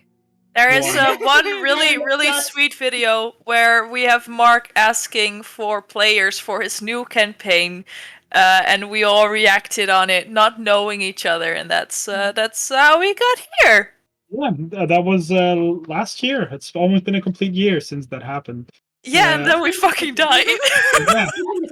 1 year anniversary! Yeah! Yeah! Actually, what happened? Yeah. Again, for those that didn't know, for those that didn't get it in chat, if you have a question for us about this campaign that unfortunately ended due to bad circumstances, write down question and then your question. Well, so that it's this season ended. This season ended. This campaign ended. But it can be questions about the campaign, about our specific characters. Us as people. No. Where we live, what our social security number is, all of that. We have 3 numbers on the back of our credit card. Because we're Dutch, we definitely have credit cards. Yes. You do? I don't. No, I don't. I'm a grown up, but I'm not that grown up. My mom has one. What's your mother's maiden name? Was there any art you never got to show? Was there any art we never got to show? Yep, but I was there for 3 sessions, so of course there was a lot of art I didn't get to show. I was working on art that I couldn't show yet, but I had the art in the art channel with the giant crystal with Saga in it. Yeah. Speaking of Saga, does everyone know who Saga was? No. Should I explain? Yes. I was about to say, now is the time to tell who she was. Saga was someone of the majority age, so she was before the Bulls. She was a slave, born as a farmer in a little family with a brother who was actually a tiefling. She was an Azamar and her brother was a tiefling. That's dope. And then her parents figured out she wasn't human and basically said to the majority, "Here you go, she's not human." And they sent her to the mines because she could hold her breath. No, she couldn't hold her breath, but she was more sturdy. There she grew up around orcs. Met an air genasi named Cloud, and they kind of set up this little resistance that eventually grew to around 100 people. Yeah, and then something happened, and then they got invaded. Was a question basically I had. the majority found out. Yeah. Very simply, it's there's nothing special about what happened then. It was more the majority found out what happened, that this was happening, and they just sent a force be like, this is the first rebellion we're sort of having. Let's make an example. And they kind of paraded Saga as like fucking captive and in the most humiliating position. I don't know which one that is. Yeah. But, paraded through all their towns to basically show slaves, yeah, bitch, if you're rebelling, you're gonna get fucked. And then as punishment, locked her. Yeah. Locked her inside of a crystal forever, where she would mentally have no one and would be forever alone in a darkness that she could never reach out of. Yeah. And she wasn't actually named Saga. Her name was Aza. That was the name she was given at birth, but she hated it, and because it was not really a nice name. And then her friend Cloud actually named her Chilaka Saga. I think it meant that she fell face first in the mud. But it was a nice name, so she kept it. And her brother was named Ava, which is really sweet. She never saw him again. There were a couple real cool NPCs that I wrote in there. I made a map of her hideout. And there were a lot of things. She had the thorns around her hands, which was like a slave thing. They all had it. Her number was branded on her arm.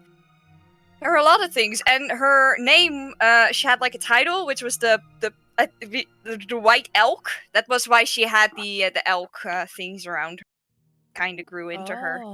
And then she suddenly awoke by the voice of a little boy as a cult started forming around the crystal, and parents of a very sick child asked her to heal her, and she did. Again and again and again, and then finally Bloodhounds appeared, and she saw the boy nearly die, and then she broke out, switched places.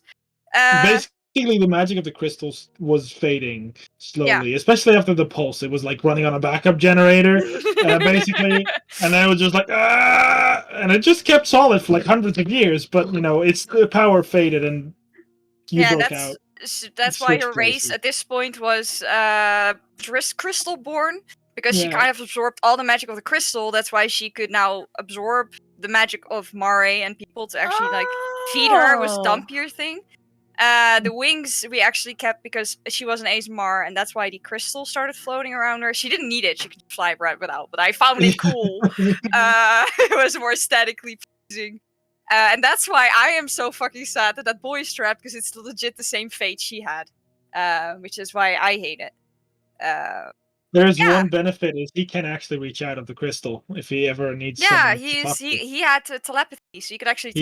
He was born with telepathy, which is. And actually, the last session, he and the bow were talking to each other. Yeah. Actually, that's fun. Dracour also knew about him. Like there was just this little start that happened there. I heard it in my head. Yeah. And that was it. So she wanted to, because apparently her god was crazy, so she wanted to help him so he could give her strength to get the boy out of the crystal, and she wanted to find the Bloodhounds to get revenge. That was kind of the her two goals. And find the little nuggets of whatever happened to her people around. Yeah, basically, the past of Saga would have basically been told through dungeon delving of sense. I don't know if any of you played Fallout 4 or 3 or New Vegas. Like, but it's basically their faults. Like, time capsules. They would have been vaults that you explore where everyone's already dead, and there's monsters instead of the original people that were supposed to be there. But it would have told a story about how those people died. And that's Did how you have any of them, like, an idea? I basically, one of them I had was some of the people from your hideout managed to escape and flee and make a new one. And that stuff would have been written because the majority use like they have almost like Braille in a way, hieroglyphs. Yeah. And it basically they would have documented the start and about how you would have how you inspired them, and they tried to do the same, but one of them was afraid that the majority was going to find them, so for privileges he told the majority about this new place so that he could be safe, and then everyone else was just fucking slaughtered. And so it would have none basically of them told survived? that story. None of the rebellion effects survived. Purely because the majority were way too powerful for them to stand up against. You made that way too powerful. I did that on purpose. The majority managed to, before you made Saga, the majority managed to come out of the underground, fight everyone with that has transcendence, that had powerful magic, and they did it through technology and straight up superiority. And they fought against the entirety of the overworld effectively and won. Like one by one, they won throughout because they ambushed and they fought, which took over this entire continent. I know stuff about the Majori, and it's really fucked up. Like Mark with the gnomes and stuff, that they basically just stuffed wires in their heads and started. Yeah, that's not okay. They basically took gnomes and jammed like something in their head, made them like living think tanks. I am really worried about Mark's psyche, and that I just want people to know that. You can now all know why Saga was so Saga, because refund. Yeah. I mean, yeah, but I'm also worried for my own psyche. That was Saga, basically. And I have one question about those vaults then. Were they some of those fucked up, like in Fallout? That was one. Yeah. Like no vaults. There was many. They wouldn't have particularly told Saga's story, but they would have affected Saga's story. There's a lot of fucked up ones. Some vaults would indeed be. You will notice what the Majori did. Like, Saga. Which one is Vault 11? Because fuck Vault 11. But to give you some clarification, for example, you would have found I'm trying to fucking get my hair out of the way, and I need to do that by. You need to get a haircut. I do need a haircut. I do. So you bring your stuff the 19th. No, please. I'm just gonna but one of those things you would have found was a Majori think tank. Yeah. And the Majori think tank is basically where you would have found like gnome corpses in like strapped with a device strapped into the back of their skull, and they would have basically used gnome brains to form a computer in a sense. Vault 95.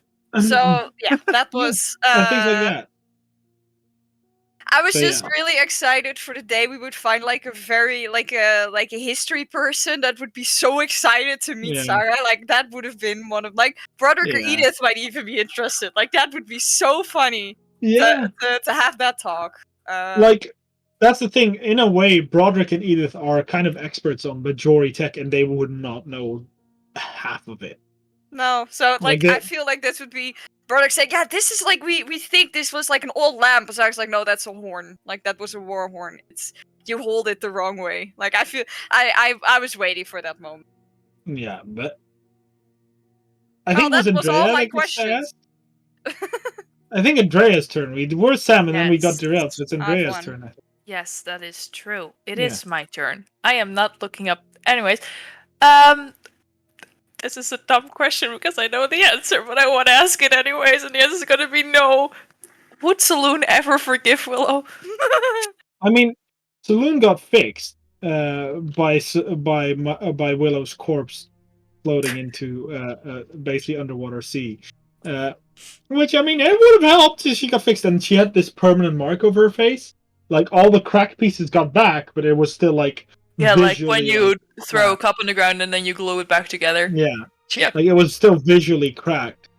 In the eons that come after, in a way, Saloon will forgive Willow. In a like, you're now someone who works for me type of way. Like, you know, she doesn't bear much hatred towards you because she knows there was an accident, but she was in such pain that she is a god, so she will punish you for it. But eventually will forgive you. She basically you're still having to work for her, like you're in a way servant. In a way, servant. You're like a warrior. You're basically turned into a warrior that fights for her. That does not sound like a bad fate. No, it's not a particular. You would actually quite enjoy that. What happened to that one moon guy? He lived. He lived. His name is Kurta, by the way. I know that from the top of my head. Kurta lived. Kurta lived. Oh, that makes me really happy. Kurta actually, Kurta was not the only the moon person that lived. He had a lot of trouble because the moon wasn't blown up at that point, but also after you met Kurta, it came to the Earth. So Kurta effectively abandoned the shards and kind of tried to move back in so he wouldn't fall to the planet. Managed to do it. Then everything came back. crawled out. Yes. Sure. She met Kurta after the moon went down and back up again. No. No. It was after. We had It was struggles after with the star spawn while we were gonna go to the. Oh, that is true. The moon exploded. Then we went to the. Well, then Willow died. Then we went to Ashana's clan, and then she got teleported to the moon. You're right. Right. Because I saw the destruction that had been.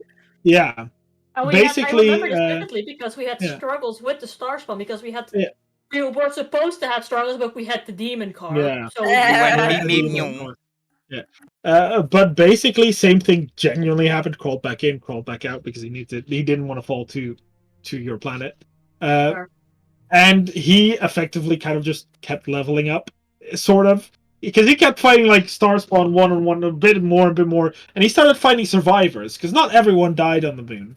You know, you committed 99.9% genocide, not complete genocide. Oh, thank God. So you're like that bacteria killer, so it kills 99%. Yeah. But basically established a community of survivors and fought off the Starspawn that were trying to come. Eventually, they were getting overwhelmed, so they sort of made a spelljammer and abandoned the moon and just had this chunk of their land floating and occasionally use magic to kind of dip it into something's atmosphere, and such they would live. They survived, some of them. Oh, but they basically fear the moon, which is now fixed, but it is also covered in a lot of star spawn. MG, mostly genocide. Yeah. So we had an MPK and a MG. That's nice. What's the part you find the most sad that never got explored? Is that to everyone or to me? Because I think that's a question to you. I'd like to hear it from you.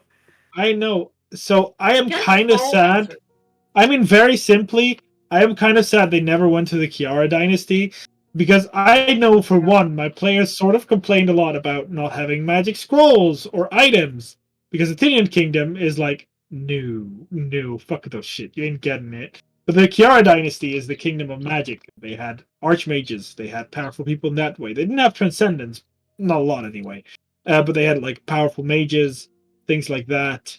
The second thing I'm kind of sad they didn't go to is a map I have to revisit because I made this and I thought it was cool. And it's the Howling Underdark map. Two things in the Howling Forest. The Howling Forest is definitely the most worked out because you guys spend most of your time there. But I am sad they didn't go to either the Mind Spire, the Devourer, or I mean, I know Siri is very happy they didn't go to the Devourer, but I'm kind of sad. That was a spider. I don't want that. But I am sad they didn't go to the Mind Spire. And the Mind Spire was a place in the Underdark which housed mind flayers that are sort of good. They were mind flayers that weren't in control of the that weren't in control of the they weren't under control of an elder brain. They were just a group of mind flayers, which means they couldn't reproduce, but they also didn't age. But they were originally like in the middle of transforming when the original elder brain got killed by the drow, and they were sort of humanoids. So once they transformed, they had a little bit of their mind left, which made them hate slavers of any kind. So they only eat the brains of slavers, which is drow or dwarf. Most things that live in the Underdark, really, or other mind flayers. And that is, it would have been really interesting for them to see them because they would have been neutral. Sort of, they aren't good per se, but they're also not evil because they murder people for no reason except your people are slavers, so we're murdering you. But they weren't hostile to people from. But because murder their slavers. Yeah, but you don't know if they're slavers or not. You just know that there's a species or not. No, okay. Now see that's where the miscommunication. I thought you meant they just murdered slavers, but they just murdered. They murder things that they think are slavers. Yeah, in extent, but they are friendly. Right in. But they're friendly to the races of above ground because that's where they originally came from. But there was a chance you guys were like mind flayers, because if you rolled well on your checks, I would have told you all about mind flayers, but not about these ones. I would have just told you about general mind flayers. Whereas, like, we would have never gone there. Yeah, mind flayers eat brains and they kidnap humanoids. They keep them as slaves and transform them into other mind flayers. So if you then attacked them, they would have been hostile, and then you would have found that they kind of keep a lot of people from the above world safe, and they would have just been like, "What the fuck have you done?" I'm kind of sad they didn't. I'm kind of sad they didn't go to the Mind Spire. And I was also interested in the Devourer, purely because the Devourer was this huge fuck off spider, like gigantic spider. Why? Because the spider kept its lair basically like in one of the main points. And it would have basically been a horror game where the party would have just had to run away and try to find out, because they were never gonna beat this thing in combat. It I would would just honestly, kind of like, this is not even in character. This would just say if we were to get closer in there, I would honestly, doesn't matter which character, just say, you know what, I'm gonna stay here for a while. You guys can do this without me. I am not dealing with this. Mark, will that be on the consent form? I'm not gonna do spiders. Spiders are actually on the consent form. When are we getting it? Session 0. And for all those of you that aren't there, I'll just send it to you.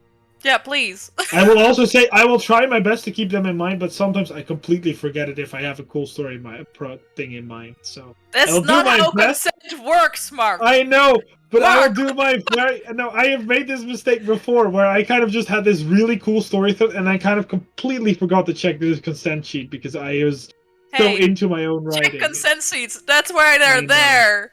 I know. I am definitely do that. I'm gonna listen do that. to consent. Other things I'm pretty sad they never expired is actually the dragon scenario, because the dragons I worked out, they all had different specialities and they all had to be differently taken out. Black Dragon was an ambusher, like it was like hiding, and it would have just taken you, pulled you into the water, murdered one of you if you weren't fast enough, and then just leave. Like it would have been me. Hit and run back. We all know it would have been me who got pulled into the water. it. It would not be Mari. No. The green dragon you almost couldn't be able to take out in a. They literally would have just talked. No, they would have literally just talked. They were gonna talk, and they tried to convince you otherwise, and kind of made you believe them, like true dragons do. And the blue dragon was one of my favorites, and probably would have made all of you hate it, especially with the latest party, because the blue dragon I made to be a sniper. Like he had his breath weapon at max 240 range, where he could just and then he was basically like flying and would have basically kept his distance, where you guys had to figure out how to not either be seen by it, how to get close to it without it being able to react, or how to not be able to have it move. And those need to get within 120 feet of him, and then I could have just called lightning his ass because the blue dragon immune to lightning. I would have called lightning his ass too. Fair. Well, then my whole character is. I mean, you can still use thunder damage. But yeah, I'm also a little bit sad you didn't get to face all the dragons. I mean, Eliza specifically. I'm sad I never got to use that. My acid resistance armor has never seen use. Yeah, you would have had it against the dragon. I've never used my subclass abilities, so you know. Yeah, valid. I mean, one of the Lesa's fire breath. Just to give you an example, like she's CR 27. Just so everyone knows, she is extremely strong. Her breath weapon deals 30d6 damage. And that wasn't just it. You would have fought Eliza in her home place, which means she would have basically used the tactics of all dragons against you, except Rika, because Rika's stupid. First, she basically I mean, Rika was literally, he's a white dragon that was young. He didn't know what he was doing. Then we will use Rika's tactic and die. Yeah. But basically, she would have first talked to you. Basically said, she was going to try to convince you, but not try hard. because she wanted to fight you. So she was basically like, first she did the deceiving tactics by being Sela from the green dragon. She would have then basically like fought you kind of up front, then like fly around, use the breath weapon from very far ranged to from the blue dragon. And she would have then, if you took her to half HP or low HP, she would have basically dipped herself into the magma of the volcano that she lives in. She would basically swim because she's immune to fire damage, and used ambush tactics to grab you and pull you into the magma. And last but not least, she would have been wearing, you know, the adamantine plate mail that Sela wears. That shapeshifts. So once she would have turned to the full red dragon, she had adamantine. Can I say I'm now not even so sad we died fighting poop, because this feels like a nice death where we don't have to face a fucking dragon. It's basically this fight. I planned on you fighting her at like level 20. Like she was like actually end game. You would have been high level 17 to 20, where you had access to magic items, potions. You would have also been able to prepare because you know where you're gonna go. She wasn't fighting you; you were fighting her. Her minions were fire giants, by the way. She had fire giants as minions. I will bring the bucket of water. It would have basically been this epic final battle with this monster against you guys. It would have been a real treat, I think. Like a real good final battle. What's the monster you enjoyed using the most this campaign? That's a difficult one. I don't know. What is the monster? I really enjoyed playing Sally, which is the only thing I can fight. And even though that she never fought, like she had no combat capabilities, but well, she was actually like, you guys could have taken her easy. If you fought her in her home, you probably would have killed her. But Sally was so disgusting that that it was really fun to just play her and force you guys to deal with it, because I knew you, like, after I knew you weren't going to fight her, I could just do anything to you because you believed she was way more powerful than she really was, and I knew I could just make you guys do anything I like. Now, question for all of you, everyone. What was the most fun monster to fight? This is not a fight, but I do think it counts. The bush. The bush. You didn't even get to fight the bush. Yeah, the bush. Nothing. The fuck by a bush.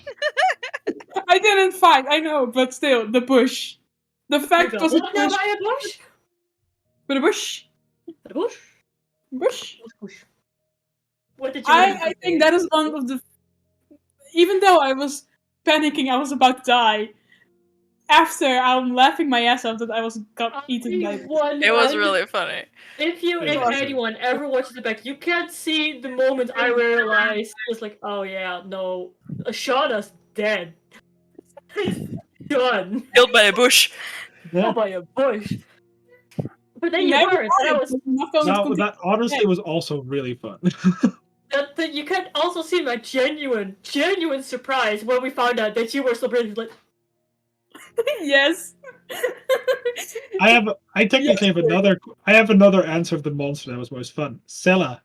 I love playing Sela because it was really hard for me to try and properly portray a red dragon pretending to be like a red dragon, which is the most prideful out of all dragons, fucking hates humans, right?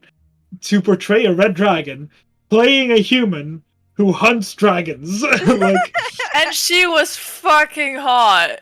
Yeah, now, of course she was hot. You're gonna think she's gonna take an ugly form? Wait, I meant more like personality-wise. She was like, she was a dom, and I was here for it. I'm curious, if I had, with the deck of illusions, pulled out the red dragon, would I have summoned Sela? You would have summoned Sela! If you would pull it out, you would have summoned Sela. And you would have technically, you would know that summons a red dragon, so it would have just summoned Sela.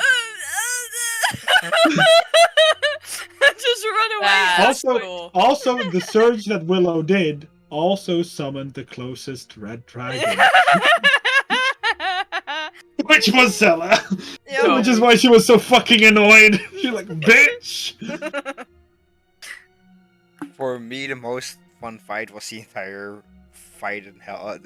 The hell portal. I love that one so yeah. much. Oh, the hell portal. I love was that so also much. My answer. The Yeah, hell with Sorry, the entire- I cannot seem to remember what happened. With the entire beholder and everything like that. Like, I loved it. Yeah. I That was- enjoyed I felt the useful. I enjoyed the fight where I was on top of the heart in Timanara and just shooting Oh, star yeah. spawn left and The right. Star Spawn, Yeah, That a was good one as fun. well. Like I enjoyed, like I felt useful as well. I had nice overview of everything, so I could jump in and just help out when that was nice. That was one of the times I didn't go down the first time something happened. So that was when that's Say something. that, but Mari was always the first down. I know. I was dead I had before the the fight happened. But I had the least HP out of everyone. And somehow Hey, you kept it was- standing. Hey, Yeah, because I ran away. the thing is, and I hurt myself with that fight. Yeah. I downed myself. No, I've had really great rogue hide and shoot, and I hope to pass those on to someone else next campaign. So that is so they survive a little bit longer. And they are not paying attention at all. No. Yeah. I'm reporting them. I'm gonna kick Nika now. Yeah. That might get the attention. Look at that! Okay, We were talking about you, It's Sam, for getting me like a good. good 10 minutes. For 10 minutes! Yeah. We've been talking about you quite solidly. Sorry, I was having to guess about a restaurant, and I'm... No. We see how it is. We see We who's see how it born is. in. We see where we stand. We see where we stand. No, just go. Sorry, No, it's okay. No, Just go. no. It's fine. It's fine. I'm gonna be even harsher, but I'm Yeah. gonna be nice to you, Sam. I'm gonna be nice to you. What? No, I'm being nice Don't to test him. Don't test me, man. test Don't test me, Sam. I have a question. Can I ask the question? Yeah, I think I'm more one of the questions. few with the Yeah. questions.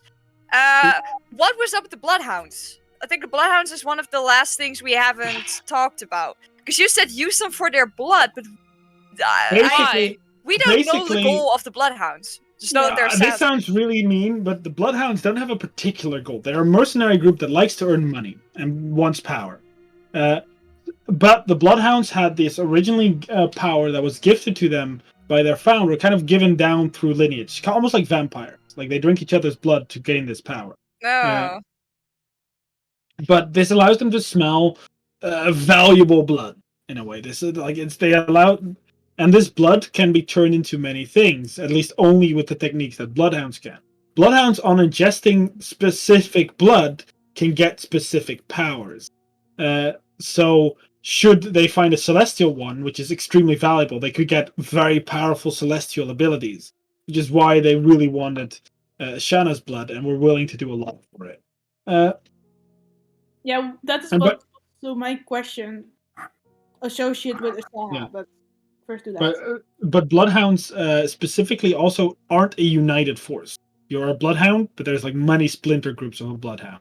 For example, the ones that hunted Ashana might not be the ones that killed Saga's, People. Saga's Yeah.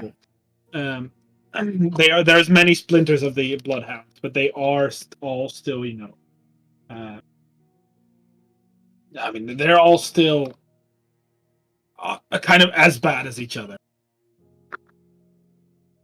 Beacon, I think, already also told you that Beacon basically left them because he started disagreeing with what they did.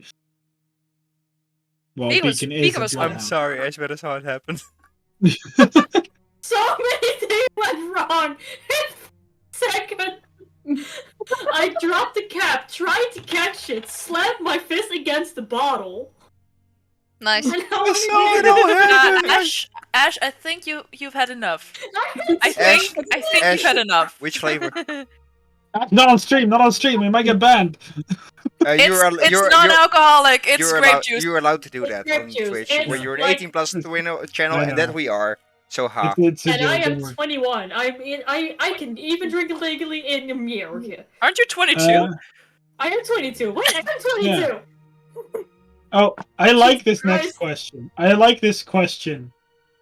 If we use maps? Yes, we did use map. Yes. Which map was the one we all odd at the most for you guys individually? I have an answer to that, and I'm gonna wait until everyone else has answered. That is also indeed one of the maps I odd on the most, and I can't even take credit. That's series work right there. Well, you take half credit because you made that. I can take half I credit. just copy. So you could take the one person take cred, and the other takes did. So cred. Yeah. There we go. Mine's It's over up there. my wall. It's in my closet. I need to think about that. I think I really enjoyed the dwarf temple, like in the Underdark, because we found like I like that we found the hidden thing that was in there, and I don't know. I enjoyed it. I stole a statue. You didn't find the end thing that was in there. That was the entire thing. I know. Don't rub it in. I stole a statue from there. There was I know. Let me explain this because I saw this. I'm sorry, but I'm on Mark's incarnate and I see shit. So not anymore because now we put things in folders. But at that point, I saw like when we were in the little the little meeting place with the Sahangwin and the Drow where we fought, where Willow got. Where we fought. Next to that, to the left, was an entire chamber with gold, money, everything. There's like piles and piles, and apparently there were two monsters in there. I think like a mimic and a sarcophagus monster. I actually have the map still. I can put you all on it, so you can see it. Yeah, but we don't have a capture for that, do we? No, but you as players can see it. Yeah. I think you all can now see the entire map. Oh my god! Yeah, I saw that. Like, I saw that the day after we were playing. So I was immediately, like, as a rogue, like, I fucking I missed all the money. Like, it hurt so bad that I missed all the money. What is that sarcophagus monster? It looks so awesome. What did you say? The sarcophagus monster looks awesome. This one? Yeah. Yeah, that's a Wraith Commander, I think is what he was. We don't talk about Wraith. No, we don't talk about Wraith. I'm not sure if that's what. I might be a White Commander. I'm not sure, but it was a powerful, quite a powerful undead. Hey, look, there was one of the tents where I nearly burned to death. It was the left one. Or the bottom one, I don't know. Oh, that's where I fucked! Yeah! Yeah! Where I slept outside of the tent and heard everything. Was it a sword Wraith Commander? Yeah, that one. Sword Wraith Commander. Fuck those. Yeah. Okay, any of you have another map? Because I would love to tell mine, and mine is probably very different than you guys. I like the Feywild map because it was colorful. Was it the Hell Portal or the? You mean the Howling Feywild? Yeah. Map? Yeah. Okay. Oh yeah, we had the map for that as well. Yeah. I a lot of maps. I personally did like the whole underwater, the Howling Lake. Oh, yeah, that was also good. We had 3 howling stuff. Yeah. Howling Lake, Feywild Howling. I have a different answer. Well, I do like this one a lot. I think this is my favorite, but I really like the heart. I really like the Heart of Tavern. Oh yeah, made me really happy. This is I can also. Yeah, I liked the taverns. I really tried to do my best to make sure every tavern had a map, so they all felt a bit more unique.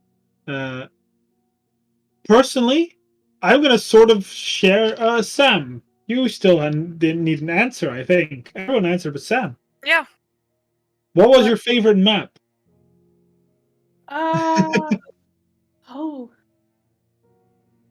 Ooh. Yeah, then I will. Jesus Christ! I think the one with the hell portal. That looks very. But also the Feywild one. All right. I have 2 answers. One is a combination of all 3 of the Howling Forest maps. I really like that it has layers. Yeah. I really like the layers. Makes me very happy. And I know I made all of them, of course, but you know, I think it was still very fun. I think one of the maps that I really like is one you guys never got to see. Oh. Aww. Show us. I'm gonna check if I still have it. Damn it. But I think I did decently well, and that was the Orc Outpost Map. Oh, in the first that we didn't go to. In the very first.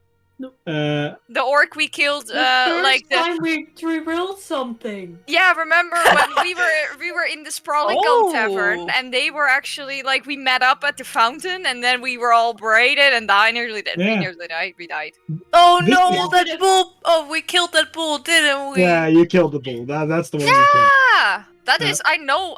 That's a different. That's not a bull. That's something. It's an Auroch, is what they call it. I have that as a. This is one of my favorite maps, purely because I really like, and this might not sound at all logical to you, that you can actually see that it's built against the highway.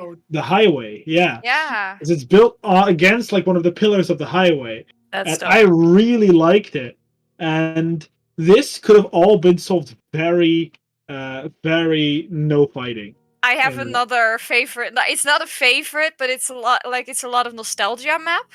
The highway map is like a nostalgia map. No. That's a trauma map. Thank you, Andrea. There's a lot of memories in that map. Like when it shows up, immediately everyone has a reaction. Like that's tears. Oh, beautiful. I love this question also from Gaspar, by the way. I like the one time that Mark reused the exact same map and everyone was still on it, including that terrible. Yeah. Yes. I'm trying to find a specific map that I really liked. I found it! There's one of my other favorite map, and I think I'm not sure if all of you got to see that map either. I know some of you did. I don't know. One of my favorite maps as well is the Sprawling Goat. Yeah, I the really Sprawling like Goat. how the Sprawling Goat They had bunk beds. Yeah. The Sprawling Goat made me really happy. Look, this is the first time we had a fetch token. Like, this was the actual first time the fetch token appeared. Mark, do you actually have, like, what was that? Oh, God. The first ever map with the ice zombies. Is that still? Do you still have that one? Oh my god! I have all. I think I do. Yeah, that was like the first ever like big thing we did. That was way back when for some reason we thought that that one. Had resistance. Look at that! Oh, that is a memory. Wait, when was this? This was when Rika just hit the town. Yeah. Oh, I know now. We tried to rob the church. Yeah, and then Sela came in. But Sela was first. Yeah. Look at the thing Sela killed. I remember. Yeah, big ass. Oh, I have another question. I forgot this question. A character we all forgot. The blacksmith. What was up with Willona? What happened with Willona and that wizard guy? Willona. So, if you don't know, the guy went to Ironcore, but it would have turned out that he also wasn't there anymore. So Willona would have gone there, and that's where her journey would have stopped. And she would have kind of waited on you guys. But she joined up with Timothy, who then kind of tried to help her. So she went on her way up north, into the mountains, and traveled there. Willona kind of has enough magic to keep herself safe to some extent. She isn't very powerful. She has 2 second level spells at most. But she would have searched for him and found him and died. The guy is basically someone that he wanted to steal the power of dragons and use it for himself and other people. So they could eventually fight Eliza. Like he was legitimately trying to fight Eliza, but in an evil way. Like, he wasn't like, I'm training, but I'm gonna create monsters so that Eliza will get fucked. Nice. That was like a whole that's thing basically we what never he wanted to thought do, about. But you forgot him, and he was forgotten, basically. I think there was another question. Yeah, what we... Which I hope to see in the next campaign. The group series. Yeah, there is going to be a next campaign, and there's already been a lot of talk on it, and these players already know the basics. We're going to have session 1 on camera next time with only 4 of us because 0. Zero. Just Session 0. 1 will be in 0. 2 That's weeks what I at mean. my Session place. 0. Yeah, session 1 will be live again. We're gonna try to see if we can work 2 mics. Yep. We just need a USB extender cable. Yeah, we're gonna do session 0 of next time, live with the 3 players that will be there. There's already been a lot of plans. Most people already have quite a solid amount of character, but I will tell those of you that tuned into the stream what the new campaign is, when is it set, where is it set, what are some things that changed, and whatnot. But I still think it's an interesting question for you guys to answer now. What do you guys hope to see in next campaign? Good question. What you talked about, character progression. A character that lasts more than 3 sessions. No, I'm gonna kill your character every 3 sessions. Then I will leave, and you will never see me again. I know where you live. I will come and hug you. I will move. I and want you'll to. Never find me. I really want to meet the BBEG as them being a BBEG instead of like eventually. I think. Yeah. Okay, can I just first off? I think I missed something about the BBG. Sella is to be. It was Alyssa. Sella is Alyssa. So Sella is the dragon that she wants to kill. I advise you to watch back the stream. Yeah. And then get all the answers of that. That was already my plan, but the fact that Sella was Alyssa. She was just she was using us. She was never really assured. She was using us to kill all the other dragons, so she didn't have to. She was lazy. Already fucked the BBEG. And not just that, she was using you to become more powerful, so she would have at least someone to challenge her rules, so she could have some fun. You guys were basically just small tokens in her plan. What do we want to see next campaign? What do you want to see next campaign? Easter eggs. Sorry. That, but also I want to explore more of the world because this was definitely our own fault too. But we very much stayed in the Howling Forest. Howling Forest and Iron Core. Yeah, and that was basically where you spent like 3/4 of the campaign. Iron Core and Howling Forests, and I kind of missed exploring the rest of it. Yes, I would also love to explore more things. That's going to be a lot of things. I will say there's going to be a little bit sad part in exploring different cultures because, spoiler alert, the population's very densely packed in one area, so you're not going to travel out to find different cities. Maybe you will. Who knows? No, I just like exploring things and find ruins, and I want a solid dungeon crawl. Yeah. Yes. Because that's what we did not do. We did not have a solid dungeon crawl. You know what I more want to do? Try to, at least when we get a little more knowing our character in the group, do some combo moves. Like when I empower someone and they use their we have combo moves. I think that make it spicy. Yeah. Why is it spicy? I'm also if that is a thing, I would need help because I'm not that good at knowing I'm things. also really curious, because Mark has planned that there's more with the tool stuff that you can do more in downtime. I'm curious about that. How that works. Yeah, that we will find that out soon. Yeah, I have a lot of rule sets. I don't know if Amber's watching, but a lot of it thanks to Amber. Check out their campaign every Friday, which I'm also in it, so double the greatness. No, I'm kidding. Well, I mean, Amber's the boss there, and you need pros and cons in every campaign. That is true. At the start of the stream, somebody said, "Are we willing to share our new classes for the next campaign?" I think it's pretty solid for most people. I think everybody has a class. Yeah. But if everyone is still changing shit, I will rage. Oh no, I'm not changing. I wouldn't do that if I were you. I really like the moon. Principle. Yeah. No, they will go to Blue Rage. No. Actual rage. Yeah, but you can say your classes, just your classes. I think that's a little bit enough. Oh, just my class. And the reason I ask is because a lot of the more solid info, we will be making in session at session 0. Yeah. For example, the places you're from, the place. I mean, we can do it another day if we have a separate time to talk. I mean, I don't go to school anymore. Wow. Because he graduated. Yay. Well, hopefully I work, but for now I am free. But I'm free. We'll talk about that. But I like to do these things in session 0, especially so that the players, or so that watchers. I don't know if Gaspar wants to watch, but Gaspar, if you want to watch, that's next week, and Yes. you'll get some info. I don't, I also still find it very funny what your name is. I don't know. I can't get over it. Very funny what your name is to me. Yeah, yeah.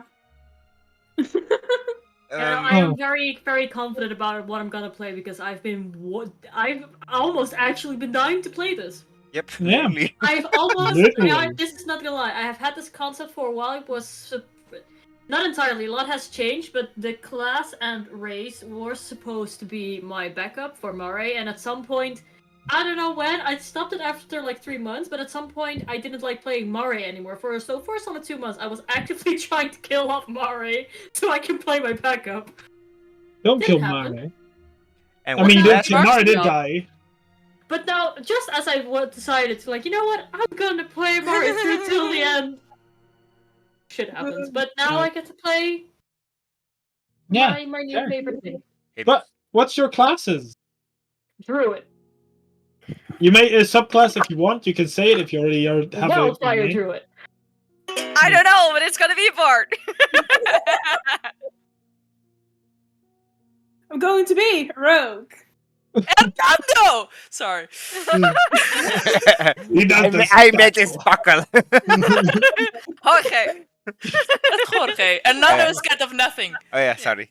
I have not watched your movie yet. I only know it from TikTok. Okay, next we have 2 missing people. Paladin. Ew. Monk. Okay. So there is no brain cell among this group. No, no, there is. I'm sorry. have it. Yeah, I'm sorry. Ash, you have the highest intelligence. Yeah, the brain cell. So this is actually like a sorry. You have the highest. And Yeah. I'm already willing to share my subclass because everybody here knows already. I'm going way up the Ascended Dragon. I am going Dragon. Yeah, I have no clue. I also that my subclass has also been. Any of you still Mark, have any what are questions? you playing? I'm playing the DM. Really? Again? I'm playing this guy, if that's what you want to know. But you know. But what is that? I want to know. Well, I'm not telling you. Oh no! Oh damn, Matt likes me. Hey, but that's the guy. I'm No, playing. don't That's do all I it! can Don't do it! But any of you still have a question? Yeah, how's Timothy doing, my boy? In the Timothy's graveyard. doing great! He owns the graveyard! No, Mark, there's actually a mausoleum now. I finished Timanara. There's a mausoleum. He's doing the mausoleum and the graveyard! And there's also a crematorium, so he could, vibe He's around. being the gravekeeper! Oh, that's cool. I like that. I fixed Timanara today. Oh, I have a question about Timanara. Yeah, I'll ask in a bit. Gaspar, I'll ask their next characters or their previous characters? That's what I just wanted to ask also. Yeah. Should I ask my question first? Yeah. I'll wait. Well, now we're talking a little bit future. We still need to. Emily is apparently into women. So what type of children is she adopting? Because that was a question you said I had to ask today. So. Yeah. So it's basically I'm debating, right? I'm still debating. But it's gonna be dependent on Timanara because you decided which populations are mainly there. Yeah, and that was which is human, wood elf, and 2 I don't memorize. I don't. Gnome, I think. Gnome? And I think it was Genasi, and I think it was either air or water because I thought water because they lived the closest, so that would make sense that they would come. Over. Also, I'd like to imagine gnome. I think it'd be fun. So that means would there now be grandchildren then, or no? Because the gnomes get really old. But yes, right. Well, no, they are. This is like For those of you that want to hear, this campaign will be 300 years after this one. Yep. But, so that means 200 years for gnome kids. So that would make them old then, right? Yeah, old, so it'd probably be grandchildren. So that makes Bran a grandpa at this point. Oh, well, like an uncle. My uncle great grandpa. Great uncle uncle. grandpa. I really hope you're not a Yeah, grandpa. No. So to answer Casper. Oh, that was. Yeah, I know. I'll say I'll pick, and it's for the previous characters, because if it's the new ones, I feel like that is better if it's first explored. I would really like to answer for Ashana because it's a joke answer. Ashana would have a bloodhound. Thank you. And they would have a wolf. Yeah. No, they have two options: they either have a wolf or a snake. Just because I think that's funny. Because we're their dad. Yeah. And because her girlfriend was a snake. Yeah. No. Usually would have had a both cat. Bran and Saga then, I guess. Yeah, you can answer for both Bran and Saga. Bran would have a cat. That Same is for just music. he would have a cat. Like at this point, he would just have like the lazy cat that lays on your bureau and just naps the entire day. Saga would really stupid have like a hamster or something. Like something really, really fucking small. That's just like this burly woman with this a very small hamster. Or like the canary bird. Like a very small animal. That'll be fun. Goldfish, like something that will die very quickly if you don't do it. Like, yeah. That's Saga. For music, it would have been a cat. And for Dracor, it would have been a direwolf. Because it's big like him. Ooh. Huh. Valid. I'm gonna just answer for one of the NPCs. You guys can choose which NPC has to answer. Broderick. He had 2 children, those are pets. Yeah, I was about to say, if you call those pets. Abandoned. Wow, he didn't abandon his kids. Oh, I'm sorry. I'm getting private messages. I have to say this. Sella, say Sella. So Sella. I mean, I was about to say she has many pets. One of her pets was Mare. The other is she has a clan of fire giants as pets. I think she also has something else. Let me check. Oh, so Willow was also a pet. Willow was a pet to a drow. Your entire party was pets to her. So No, Willow was a pet to a drow. Yeah. Where is Eliza? I mean, I'm looking under NPCs. I thought the bad guy. Yeah, I'm looking under NPCs, but she's under BBEG, of course. I just saw Siri strip. I'm happy for the rest of the evening. I've been. It's like I have. No, don't apologize. I was enjoying the show. I'm happy we're 18 plus stream. Yeah, it's a binder. No, it was fun. No, but I think Sella. If I'm looking at it, Stella would probably have like a salamander, like one of those bright ones, one of those bright orangey ones. I feel like she'd have one of those. She would have a snake, just like Voldemort. No, she wouldn't. She doesn't like snakes. Not because she's scared of them, but just because she says it's an insult to the draconic lineage. Fair. It's not like she doesn't like snakes because they're scary. No, they're an insult to dragons! Just like kobolds. Just like how she actually actively despises Dragonborn for being insults to dragons. She doesn't consider you a real Dragonborn, so... No, but... She was, I think, in the beginning... Okay, question. Was she in the beginning thought I was really a Dragonborn? Like, I was not. Did she really thought Shana was a real Dragonborn? No, she never thought you were a real dragon. Because you have to. Do you want me to tell you how smart Eliza is? Probably intelligence 25. Eliza's intelligence. No, Eliza has 20 intelligence. That's still high. Yeah. Still high. You want to know what her strength and con were? Yes. 32. I just wanted to say that because it's most fucking dragons. Oh my god. Yeah, I could have gone to 24 on level 20. She was really powerful.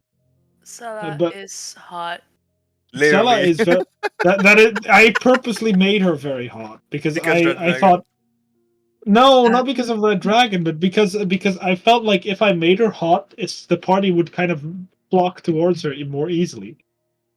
Yes. Yeah. I No, personally, you're right.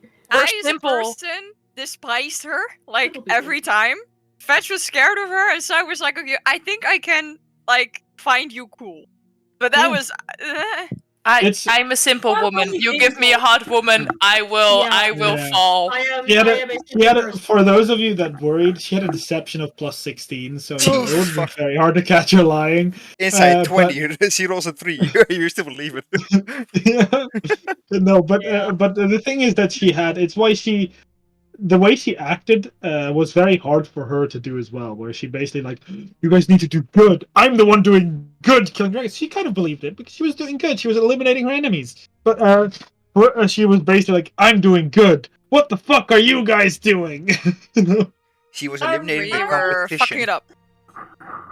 If your character has a happy ending, what would it be? No, wait, I still have to answer what sorry. pet Mari would Me have. too! Yeah, what pet is Mari? Shut up, Tony. Wow! Hostility. Mari would have a turtle. Or a parrot. Oh, that's so cute! Or probably, like, I feel like she already had a parrot at some point, which tragically probably got cast on the ship. And that parrot probably died when you shipped it. Yeah. But then now she would probably have a turtle, because turtles live long like she does, and it makes her less sad.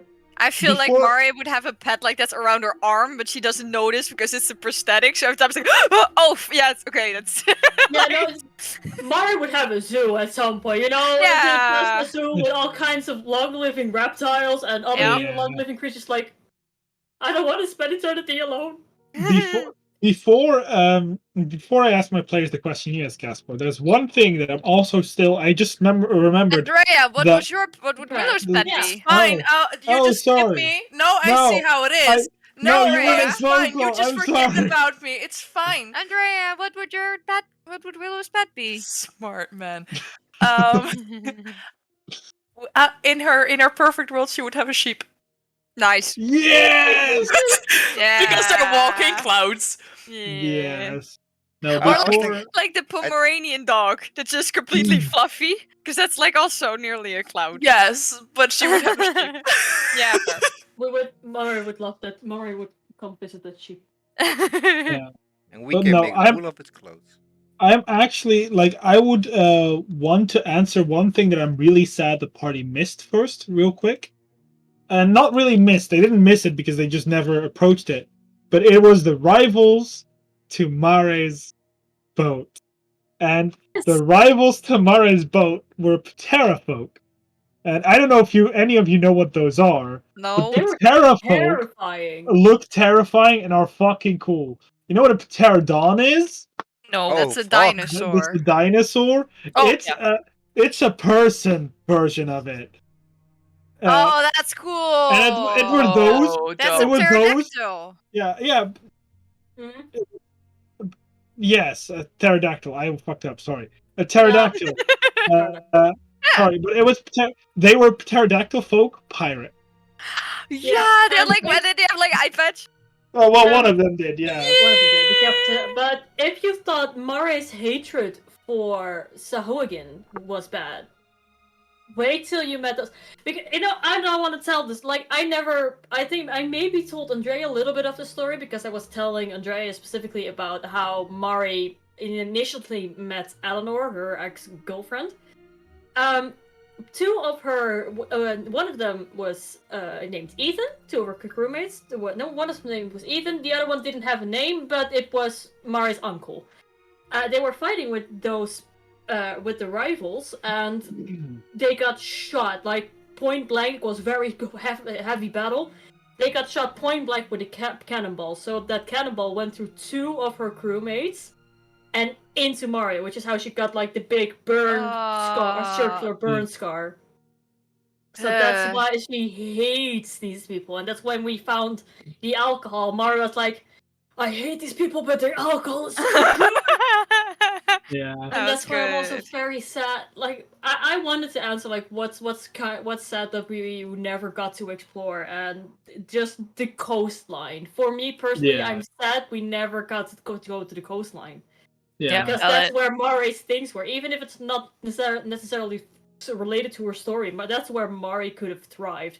Like Eleanor and her family were there. We could have had sweet, wholesome moments. I could have smacked the bitch in town. Mari would have probably been slapped across the face by a random woman because she slept around a lot in her days. You were a Jack Sparrow. Yeah. Yes. Yeah. Yeah. Before Mari met Eleanor, she was essentially Jack Sparrow. Love it. I want to ask you this, Ash, and basically no one will get this.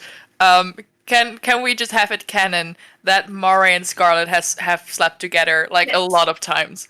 Scarlet does exist in this world. Yeah, that's why I'm asking.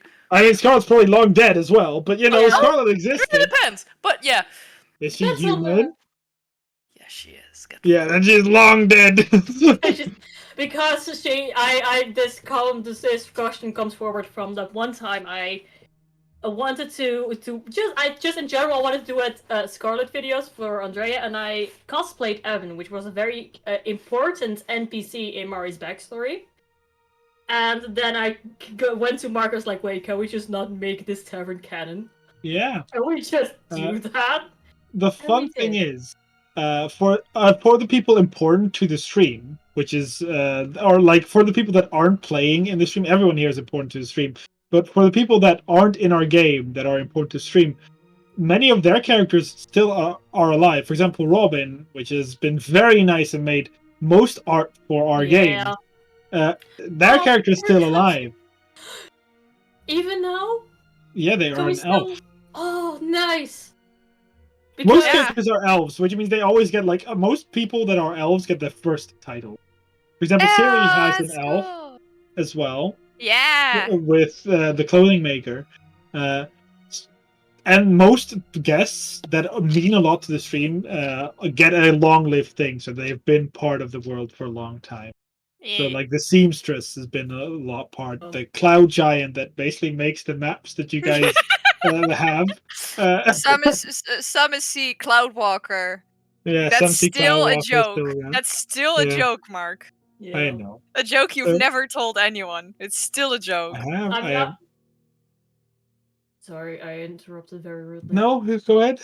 Oh, I was gonna say, I'm not kind of sad Mari never got to meet Robin's character, because Robin and I had a conversation like, oh no, I'm gonna make Mari flirt with the character just so we can make ships when we do cosplay this together. Yeah, that is cool. Because Robin and I cosplay a lot of things together. Andrea's having technical difficulties. Well, yeah, but I also I pulled on it and it became like this, and I got it through here, and it stuck. Can't you like pull it over your head? You're just no, that's how it works. It's Andrea. We don't know how they do that. Okay. Yeah, I'd like to hear this though. If your character had a happy ending, and I know some of your characters are still alive, but if your characters had a happy ending, Mark. No, you still have like 700 years. Yeah, like really great loving years. It's going really great. Ending, you also have like 700 years. Oh yeah, you do. But me? Yeah. Oh yeah, of course. Yeah. But I had a happy ending. But if all of your characters had happy endings from the point, like I will say, from the point that they survived, if they survived the last encounter, but if they would have had happy endings and this story would have ended in a gradual way, what would their endings be?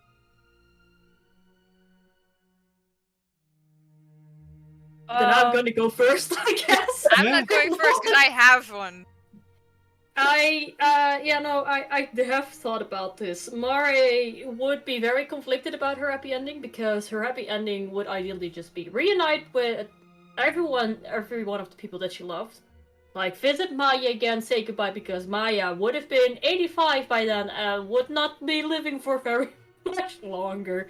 Maya was human. Then she would have visited Eleanor and her kids, spent some time with them. Then she would have traveled across the coastline, maybe said hi to House Dunyan. Then get a boat there, visit her father. I'm just gonna assume that by this point we did restore also Mari's mother. Mamacle. Mamacle. We restored Mamacle. Then visit her parents, because I assume that if we would have fixed her the Mamacle, we would have like sent her on her ways like she's over there. Or I would have dropped her at Eleanor's place, depending on how dangerous the water still were. That's a point for later. But would have visited her parents, then would have just get a ship, get a new crew, traveled, visit Willow every once in a while, who was happily reunited with her son. Then take her son sailing a couple of times, be the best Aunt Mari that Aunt Mari could ever be, because it is canon that she is called Aunt Mari by Eleanor's children. That's why I'm also sad we never got to meet Eleanor and her family, because that would have been very wholesome. Yeah, it's really sad you didn't explore the coastline. I really wanted to, but I sadly made a character that does everything for everyone else. Have to stop doing that. Hey, Ash. What? Do you want to delve into that, or no? Cool. So she would have. No, I do not. So she would have just traveled, like picked up where her mother left off. Tried to shy away from very unknown artifacts. Should. But it was also a lot of money. Yeah, fair. You know what? Fair enough. But like, do that. Buy an entire new ship with that money. That's true. If I survive, and not kill my whole crew in the process, and not become Mariko. You know, that'd be really bad. Yes. But then the Maracle would have sending, so I can actually be the Maracle. Yeah. Just send random cryptic messages to my friends. Sup, I'm hungry. Wanna visit me? The stomach is growling. I'm slowly losing my mind. Help? My stomach is growling as loud as the wind is blowing in my ears. Send help. Requires sustenance. Requires substance. No, that feels nice. That would have feels like required. Pylons required. She would have just been Auntie Mare to every one of her friends who would have had children if they had any. Visit her friends every once in a while as she can. Because, you know, sometimes boats need to be repaired. Yeah. So and sometimes that can take a year, and then she would have just traveled to Timanara, visit Calypso and Pearlescent, maybe get her parents to Pearlescent so the distance will be less long. That's just a nice, wholesome, maybe found love with someone who does not expire within 100 years. Maybe get attached to someone who does not live shorter than her, because that makes her very sad. Or she will just keep buying turtles. Nah. Yeah. Next. I can answer one question. Eve got her happy ending. Who cares about all of you, but also she's known you for like 30 days, and she was just born, so you know. I'm happy Eve and Bran have like all the years left to come. I feel like that's something I'm really happy about. She can punch the shit out of him when he's unresponsive. Just punch him like, come out. Yeah, she would. I got Willow's happy ending. Oh, okay. Yeah, Andrea. Oh, okay. So she would get out of there, go to Valen, and basically just apologize and be like, really, really sorry. Hopefully get a hug and possibly get closure there, because I think that would be the way to go with Valen. I don't think they're solving when your god is like, no, stop it. So she would go to House Ignis with a plan and execute the plan. The plan did not go off the rails, and they actually succeeded getting Gasp back, and she would take Gasp to the ocean with Mare, get in an ocean, fix the fucking moon without dying, go back to House Garum, not House Mistral, but Garum, and she would go to her son, live in a cabin, like a little farm, with her sister and her son, and get a sheep. she would just get a sheep and just have like a normal peasant life there. Nice. Get a sheep. Get a sheep. Stop snapping. Mark, stop! I see this now as well. Like I'm taking note of it. And I know what it means, and it's mean. I don't. But it What still sheep? doesn't sound nice. No, stop it. And yeah, she would eventually have Zeto actually go to Aunt Mare, and we actually talked about it. That Zeto would start becoming a sailor when he was of age, and then she would. Aww. Yeah, so Willow would be a happy mom that would let him go away for like a couple months while taking care of sheep. Can I just add to this canon a little bit? Yes. This mostly goes to Mare, because Mala would still be around. Mala would heavily encourage you to first off, learn Transcendence yourself, and second off, to let that child learn Transcendence. Nice. You want to know why? Yes. Because Zoru is half orc, Ganassi, which would make him, at least how Agmala would call it, would make his Transcendence a Thunderlord. Because I don't know if you've seen Drakor transcend, but it's lightning. And if with wind, you basically be a Stormlord. That's why Agmala be like, learn him how to transcend. Yes, just in case you die, I got someone else to latch on to.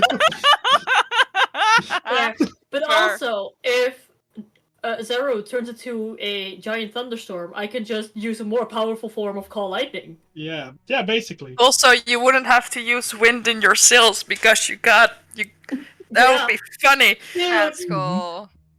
We could be such a powerful team, Zero and I. Damn. And now he will probably grow up to be a farmer. No, what was it? A soldier or a slave, soldier, right? Probably. Soldier. He's grown up to be a soldier, probably. Now, our last three. Yeah, I feel what like is your I'm the happy one ending that doesn't have a character that survived, so Tony. Yeah. Two dead characters on your... Yeah. Well, there was a lot of talking with this. He would have been married. To Saga. Yeah. Hell yes. Because you would have all been invited to the wedding. Yes. Hell yeah. Well, no, not Willow. No, they were invited all the way in the back. In the back. You could go like all the way in the back because Saga would be like nervous that you would like not like her fashion choice, so she wants you all in the back so you can disapprove. And he already had a person for his. Talent. He already had a person chosen for his best man. Mare. Let's go! Aww. So what I'm hearing is Mari gets to be the best man. I'm lucky to even be involved. Hey, be happy I fought for you to be there. Thank you. The thing is, if Willow was not invited, she would have been Mari's +1. Oh, I like but that. really, it was like we really had the conversation. I want Willow to be there. No, Willow's not. Willow can go to like the reception, but she's not going to go to the I said, okay, wedding. she can be there, but in the back. Yeah, okay, Oh, fine. that's so funny. And yeah, they would have like a little tavern and farm together and have kids and. Oh no! What? Put back the sad violin music. No, that's not music. Shit. It's Discord. They would have been like. I mean, the cameras are not shifting, so why are we panicking? They would have been like the the heads of a village, like protectors of a village. Yep. Oh. And if stuff went wrong, he just looks at Saga. They will go like, "Go ahead," Yeah. and he just enrages and bandits are invading my town. Oh no, hi. Yeah, I feel like Saga would have wanted, like she would have asked Mare, like, "Can I come with you on the ship?" Saga really wanted to see the ocean. She's never seen the ocean. She really wanted to know what it is. She only heard stories about it, so she really wanted to. Yeah, so in this canon, Mara is just taking all of you on an excursion. Yeah, but what I'm saying is, and this is really sad, I'm sorry, Tony, but Drakor doesn't live so long, and that's really sad. Saga lives infinitely, she doesn't age. So I feel that she might make a move on Mare. because we both live long. At one point, Hey. like, hey, you have a god. My god has never responded to me in my fucking life. And if the crew was still alive or still on him, we were like, go for it. Where's Polly? Huh? Or open-minded. There's one person left. Oh, he was more like, hey, I just want her to be happy, you know? Valid. I think there's one person left now. Two. Yeah, Hawkeye, what you gonna do? Also, reason Well, why he asked I hope that because- Saga's happy ending is the same as Dracor, otherwise it's gonna be a little bit conflicting. Yeah, true. And Bran is kind of the same with what it is now, except people would not have left him and bad things wouldn't have happened. That's He why. would have went with Moray to the ocean a few times. Yeah, and I feel Everyone like goes to the ocean. it depends Yeah. on if Shanna No. turned back to elf or whatever she, because it's happy ending. But I feel like at the point if Moray, like he would be the last one remaining because of age, he might like take a trip to the Feywild and actually start living there.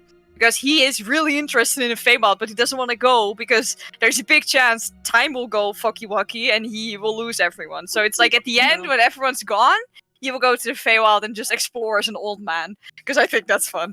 I was just listening, like, you would still be an old man by the time Moray goes. Because if Oh you know, no!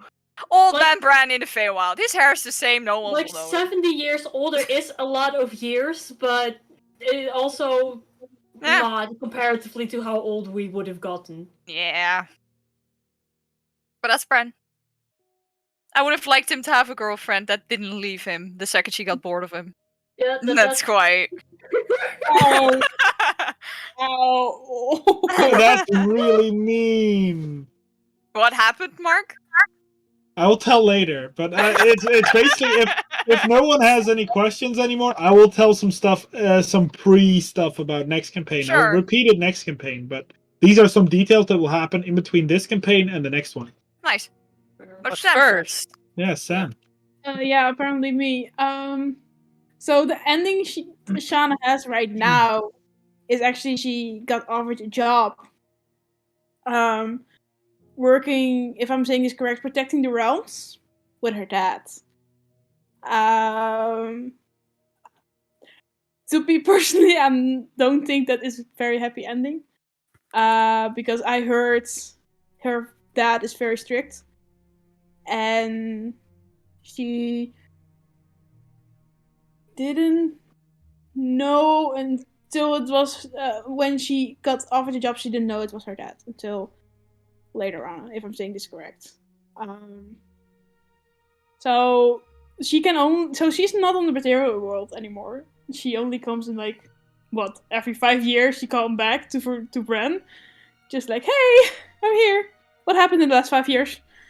And then walk around and then go back again, protecting people.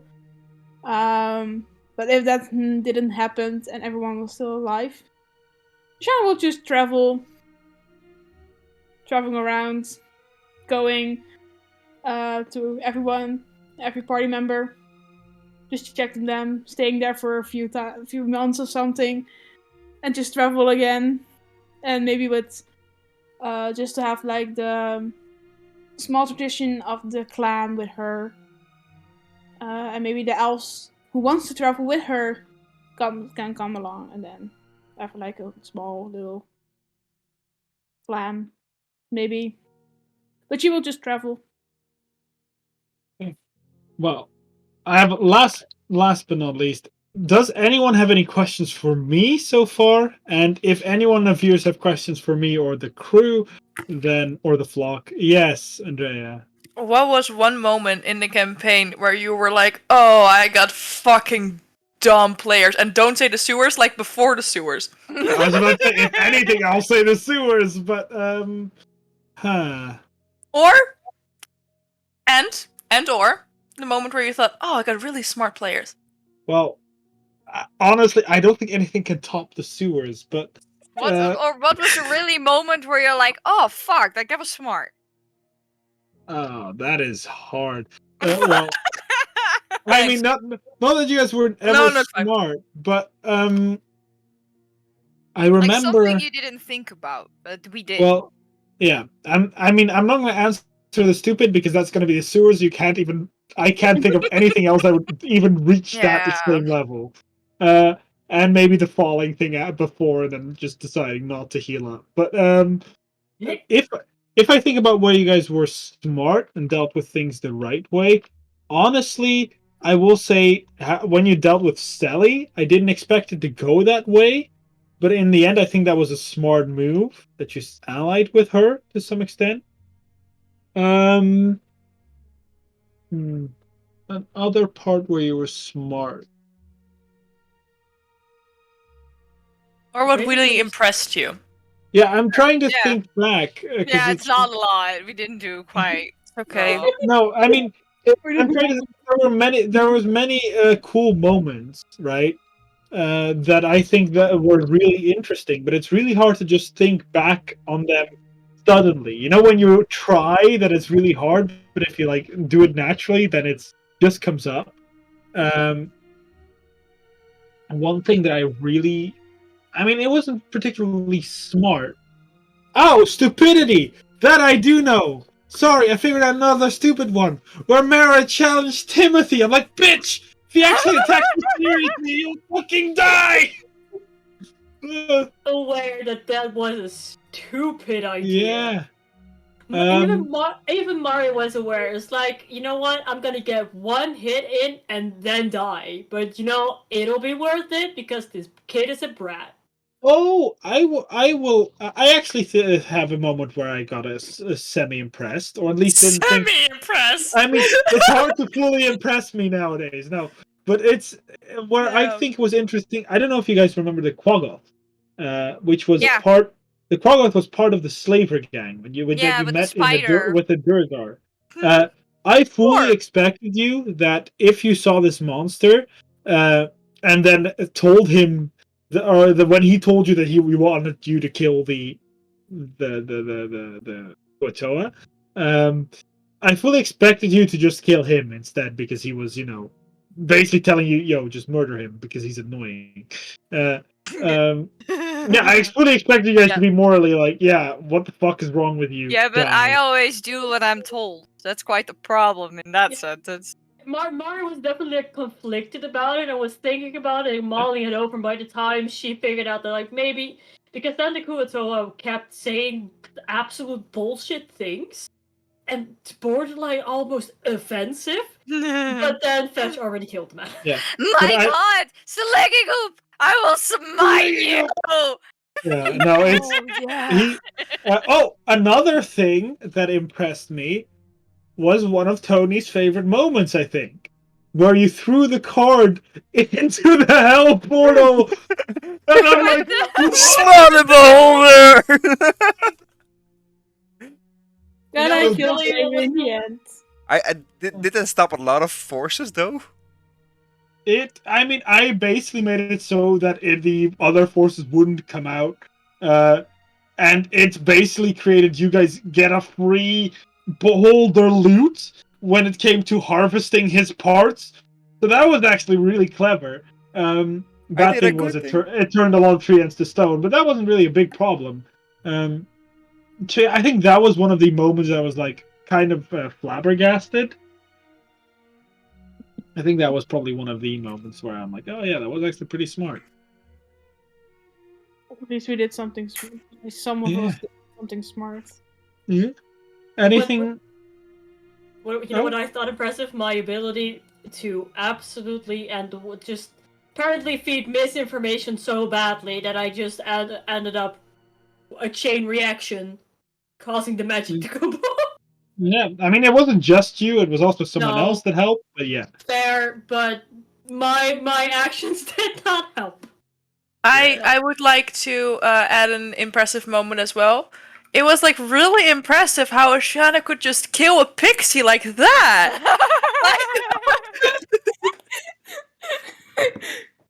Just like a fly, like go away. I'm still I like the deck of illusions really fucked a lot of shit up. Bringing the Aranyas into battle.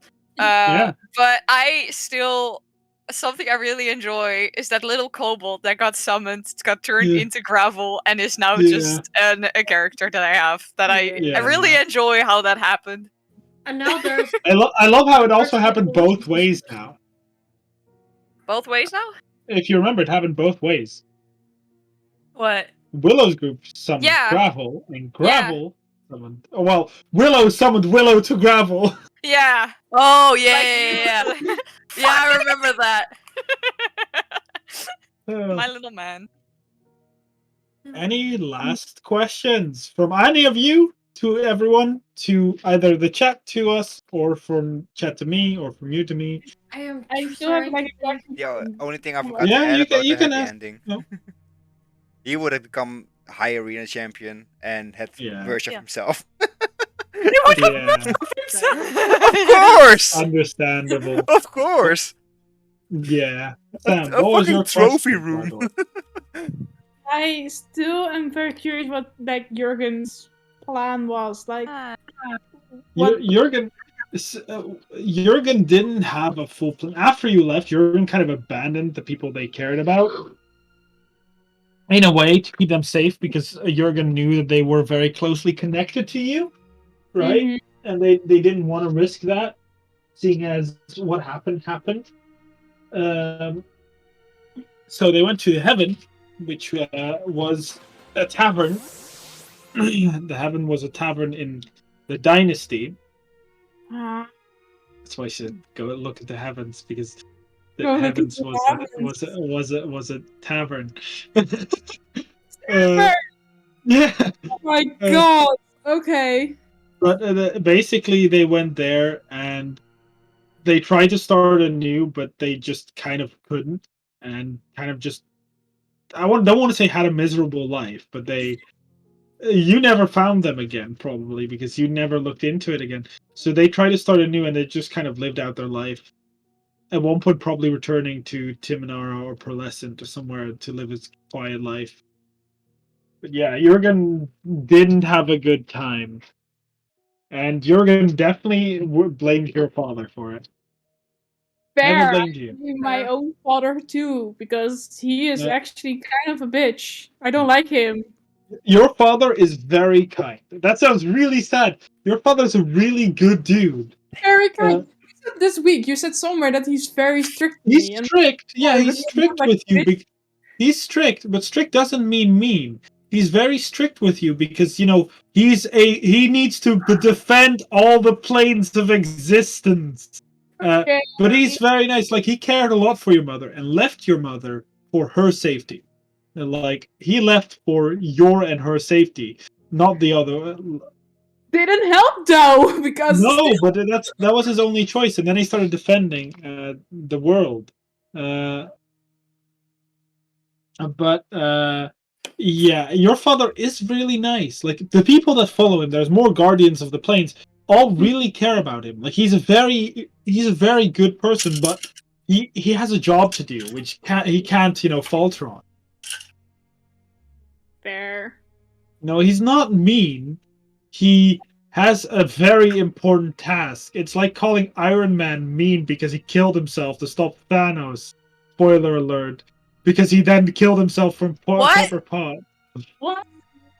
Listen, it's been like 4 years. You had your gracing period. You still haven't seen it. What the fuck? I will say, if Ashana met her dad, because she will go full on like rage. She will be very mad, just saying like, "Hey, I'm actually mad."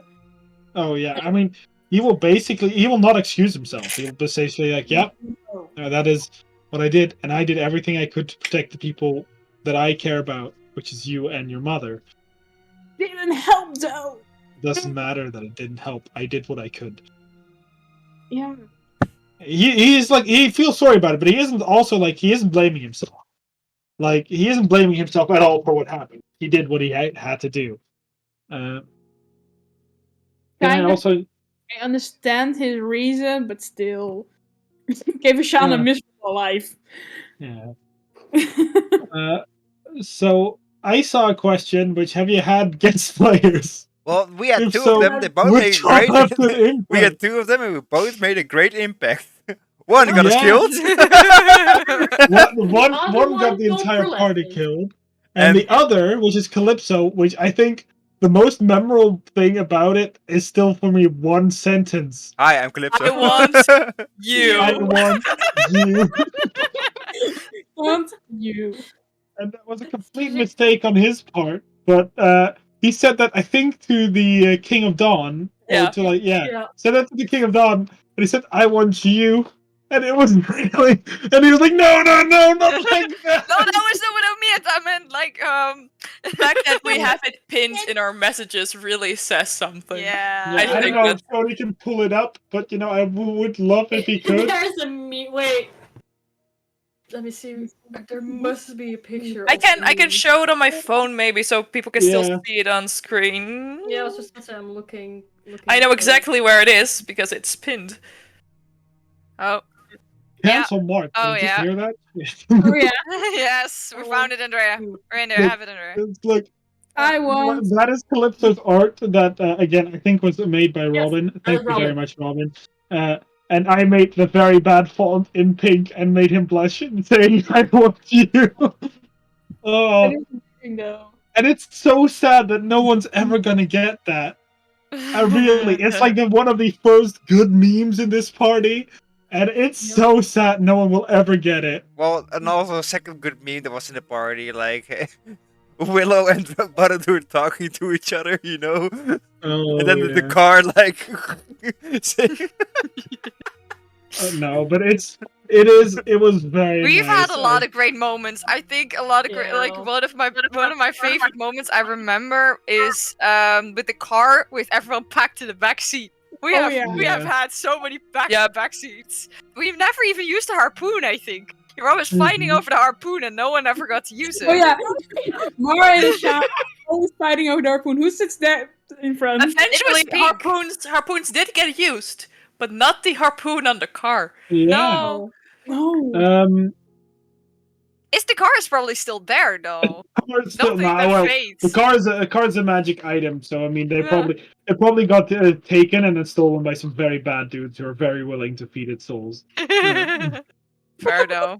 Fair. But Wait, the magical spoon didn't do anything to hold it? Yeah, No. I have one question, and the answer is probably very short because I never thought about it, but in my brain it became a big thing. Was there any other Settleson? Because I only wrote two, and now I'm just wondering, was there a clan that Mara just never knew about? it's technically like your people, like the Selucin people, which technically weren't called the Selucins. You have ancestors, right? Yeah. And I think it was your mom. I'm not sure. I don't quite remember your document out of my head. But Yeah, her Your mom. mom Her is father the- was from the Uinen. yeah, technically your father is somewhat from the same source, but your mom left the original clan of Seal, because your mom disagreed that the original clan settled down, which the Sea Elf city that was crushed underwater. Yeah. Your mom was upset that they settled down, so she left and created her new clan, which was a roving boat. So it was still traveling. It was a boat, like the original Sea Elves did underwater. Yeah. But so you'd have family, but they wouldn't call themselves Selucin. It's like how Ashana. It's like how Bran is technically related to the Murky Moon clan, but is not wouldn't associate himself with the Murky Moon clan. No. Shauna doesn't also, but she did in the beginning. Yeah. I do have to go, like, when we're, like, very distant family questions, we also had the information that, I think it was, like, I have completely forgotten about this all, about Bran's, grandpa? Like, he was shunned because something bad happened there. Yeah. Like, he married a human and then something really bad happened and she ran away and he committed suicide. Yeah. Basically what happened, right, was Yeah, no, I have to look this up for a moment. But yeah, like if I remember it out of my head, what happened was your grandpa. The Shun thing that happened was technically is that he had a child with a human. I thought it was like murder. I mean, no, it had a child with a human, which he then tried to conceal. Like he tried to conceal the child because it was a half elf. It was conceive and conceal. Yeah. Yeah. The mom fled. The mom fled because she was afraid of the elves. Because from her knowledge, which was true, elves are extremely powerful beings that can kill you in a snap, basically. But no, but yeah, now you just derailed yourself. Yeah, no, I know, but they're very powerful. They can kill you in a snap, and because this happened, your grandpa was basically exiled. Was going to be exiled, but he would rather kill himself than be exiled from the clan because the elves really instill this elves really instill a loyalty to the clan type of mentality. Technically, same happened with Mare without her knowing, because her mom had the clan is our people. Anything outside the clan can die.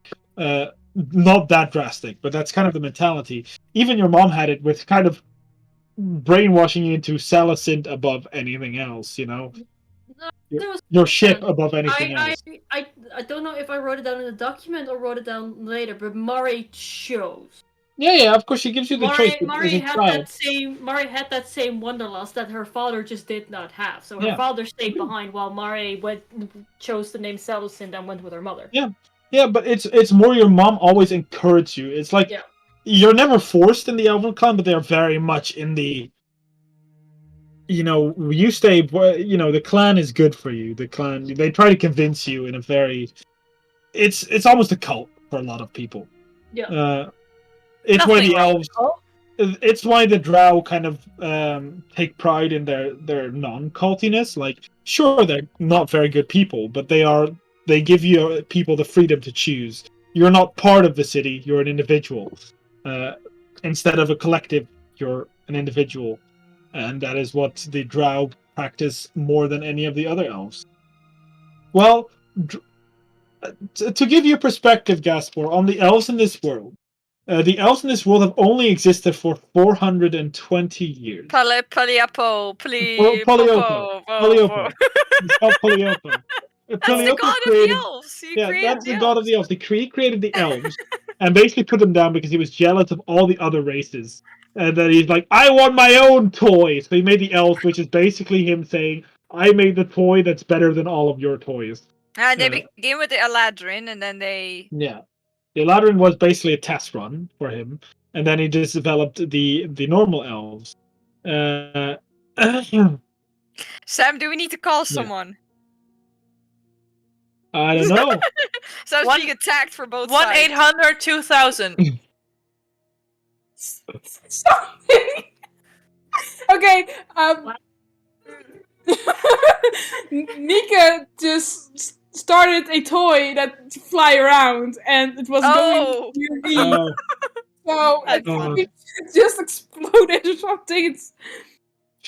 Oh God! Jesus Christ! I hate things. It was a pixie. The thing. Oh, yeah, I like it. But to get back on the elves before I completely lose my train of thought. Sorry. Yeah, the elves were created by Poliopo because he was jealous of all the other people. But there were not a lot, and in the beginning, elves weren't told how long they'd live. Elves were basically created as like teenagers and say like, oh, you're an adult in like 5 years. Like they grew adults, and there were only 100 of each elf. And they had to defend themselves because the entire nation was in chaos and in war at that point. Because the majority just vanished, and all the other people were trying to vow for control and power. So the elves had to rely on each other to survive, creating the 4 individual clans, which is the blood elves, the drow, the high elves, and the wood elves.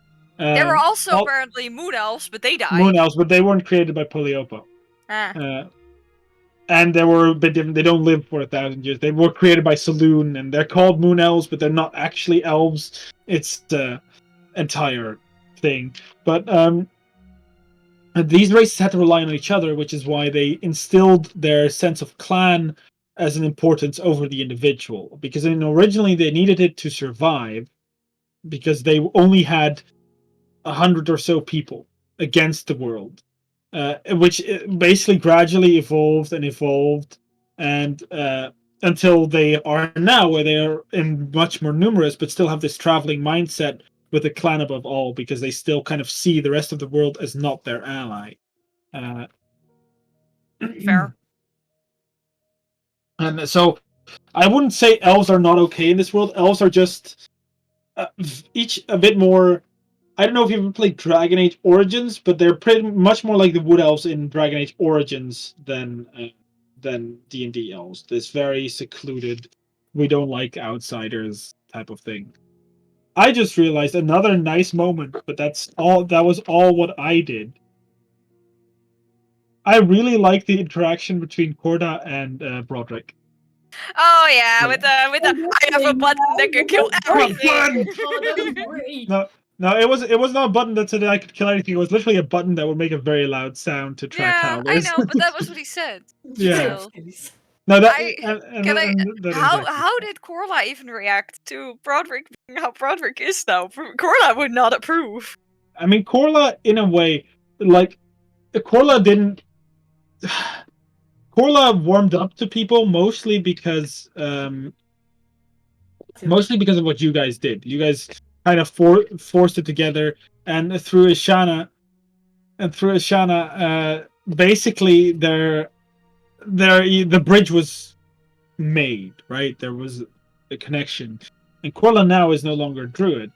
He is a druid, right? So no longer. Since Magic went boom. Magic went boom. Oh, so he is aging now, actually. I mean, everyone ages. Yeah, but he was not aging. Yeah, he's aging faster again, but he's still. Should we maybe, by any chance, tell very briefly what happened to Broderick to the people in stream who don't know? Yeah, that was gonna be for the in-between thing. Yeah. I'm sorry. I'm sorry. No, but I feel like we are arriving at that point of in-between thing. So. Quickly, how would it work with Dream of Their Old Lives? They don't. The elves trance in this world is just because Poliopo wanted a way to have his race be better at sleeping than others. Like, literally, all of the things that were done to the elves that makes them superior, Poliopo did because he wanted his race to be better than every other race that was already there. It's for example, if the elves were there in the time where the majority rose up, the majority would have never come to power, for example. Sorry, I'm just watching Sam's camera now, and it's quite funny. Yeah. Sorry. But what happened in between? I'm sorry, there's a distraction next to me. But the way elves trans in your world now is that they relive just old memories from their this own life. memories. Yeah, they relive their own memories, basically. But even after multiple generations? Yeah, they'll still relive their own memories. Oh, okay. Cool. They aren't reincarnated. Not many generations. I've not played an elf. Elves aren't reincarnated. Elves are just born like a normal person here. And there have not been many generations. There haven't been many generations. Most elves only have 7 generations to count. And the only reason there's 7 is because elves at the beginning didn't know how old they could get, so they started reproducing as normal humans, and then quickly realized, wait a minute, we're 160, and I still look like I'm 16. Yeah. Maybe we should dial it out a bit, Yeah. Yeah, which is why I keep saying to everyone, Mari's parents had Mari at a fairly young age. Mm-hmm. Because her parents were 250, while Mari is already 86. Now let's see what happened in between. I'll tell you some stuff that happened in between. Bran did something evil, technically. He killed a lawful good dragon. So he could bathe Broderick in dragon blood to extend his age. As such, Broderick is still alive in this age. But he's a half dragon and always blamed Bran for it, for the first thing, because he was not with his consent, sort of. It was with his consent, but not really. It was more of, I don't agree with it, but if I don't do it, it's a waste, because you killed it for me, so I have to now. Yeah. And now Broderick can fly with Broderick. Yeah, Broderick also divorced his wife. Wait, really? You did not tell me this! Wait, what? It's more of a. He still cares for her, but he kind of couldn't live with the idea that someone did that. Like. So mom and dad broke up? Yeah, to some extent. So wait, the only together parents that I had are now also split up? That's fucked up, Mark. They still can interact properly with each other. I didn't do that! Yeah. You killed a dragon!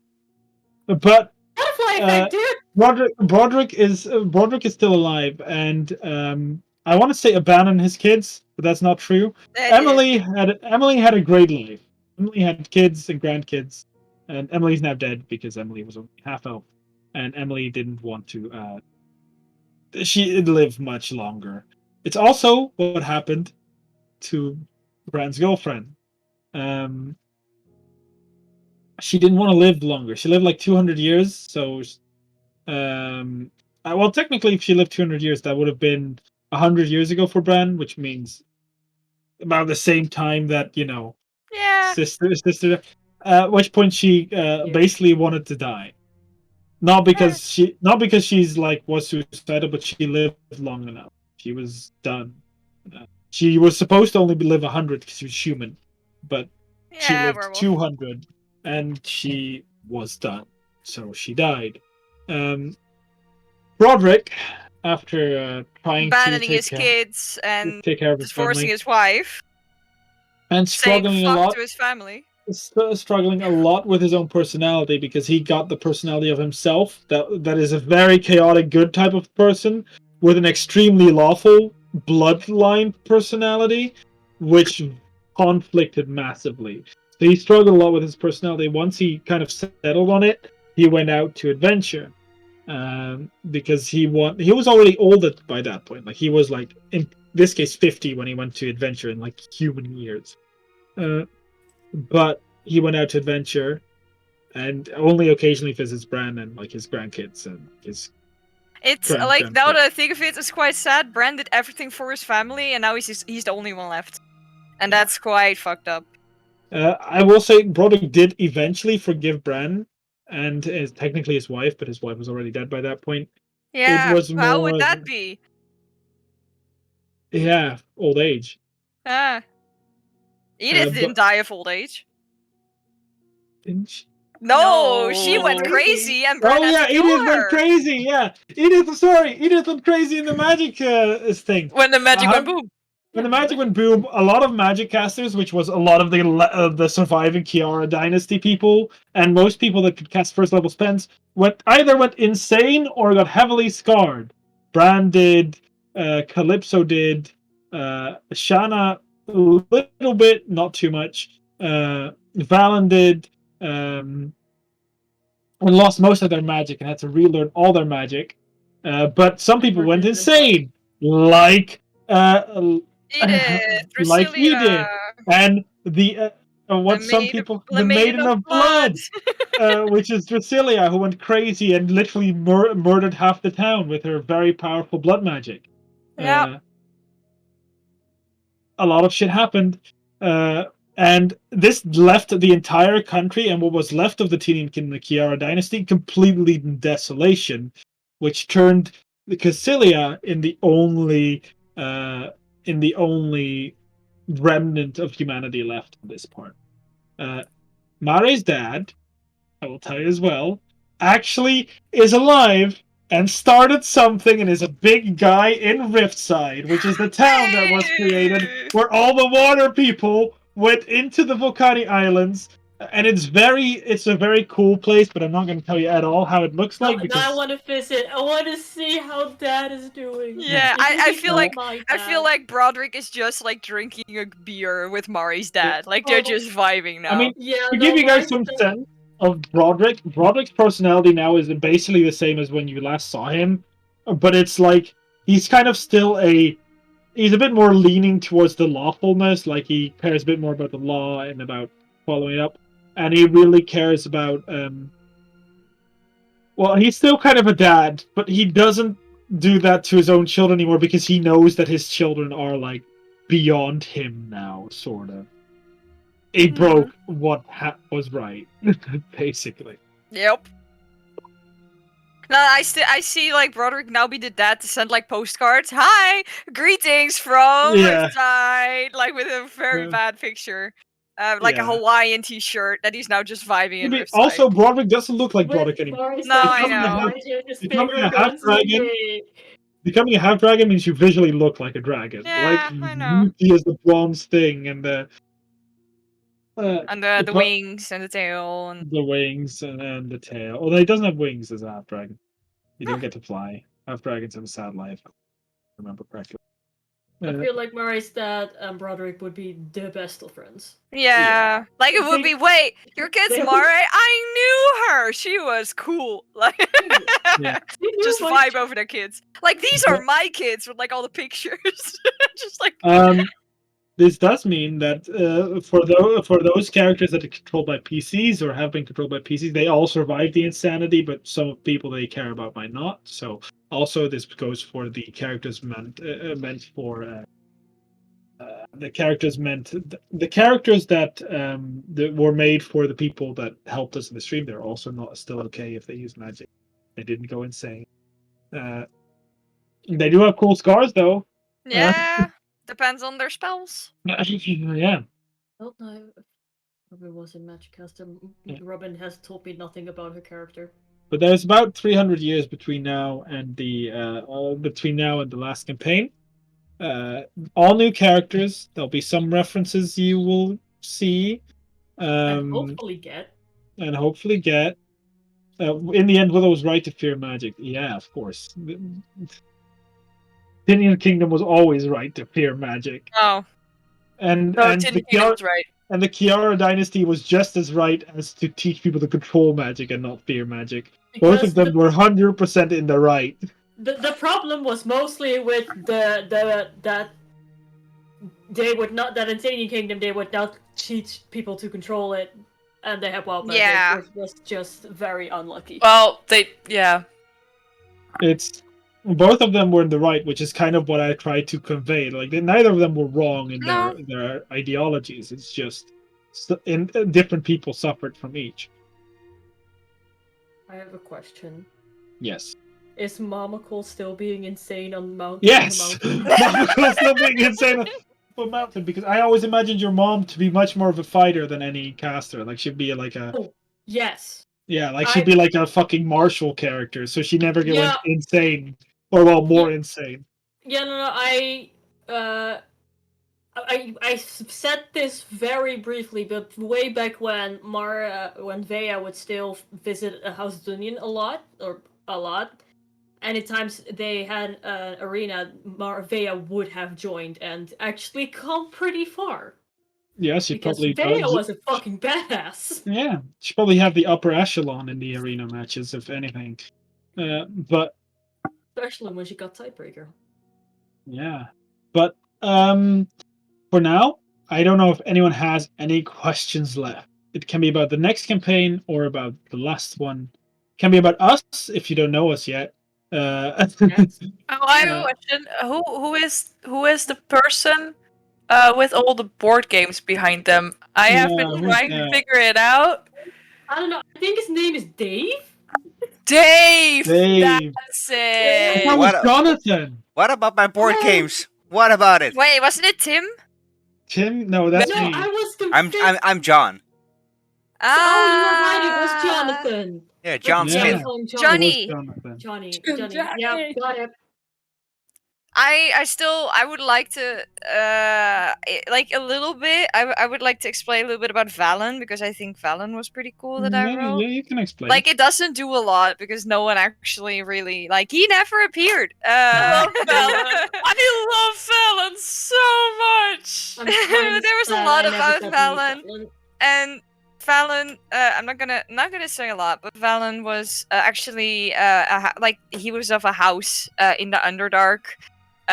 But then because of something like conflict, he was he was wrongfully accused and like sold to slavers in the Underdark. Because in Underdark, slavers are still a thing.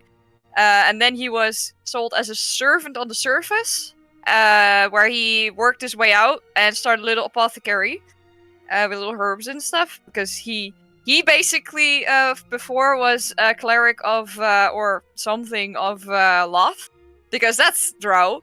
And then he saw the sun and was like, oh, that's a goddess, and became the cleric of Saloon. That's his entire idea. And then he had a little apothecary where he sold like herbs and stuff, and then he found a little tiefling girl on the street somewhere with like a huge scar on her face, and that was Hope. And he just took her in as a kid, and they just kind of were together, and I think it was really adorable. And I think Valen survived Zemlia. I think he did. Yeah, I think he ran the moment it started getting bad. Well, basically, Valen would have. I don't know how to say this nicely. Valen would be locked in, like many of the rest. But Valen has enough powerful magic that he could just get out. And I know this is a little for Willow. I know Valen actually contacted the husband. And I got a really sweet response back, so that's where I'm gonna end this because I'm not gonna tell more, but that was a little serotonin boost. Yeah. Nice, Oh, Mark was really sweet. Like Mark was really sweet with his response. And that was enough serotonin to get me out of the Bran dip up to normal level because it was really bad. Yeah. So that's it. And now he's not there anymore. Valen has disappeared from the earth. That's cool. You know, that happens. Yeah. One thing I will also say about Hope, because Hope very sadly died before the magic burst even happened. I mean, she's an old tiefling. She didn't get children, and she eventually did master transcendence. Oh yes, which is very cool because you get the. I want to say you get a very similar Discord type of transcendence, but she can actually keep her mind ruled. That's cool. I like Hope. I think Hope is really cool. I think I actually rolled for Hope on the random reincarnation table. What I would have found.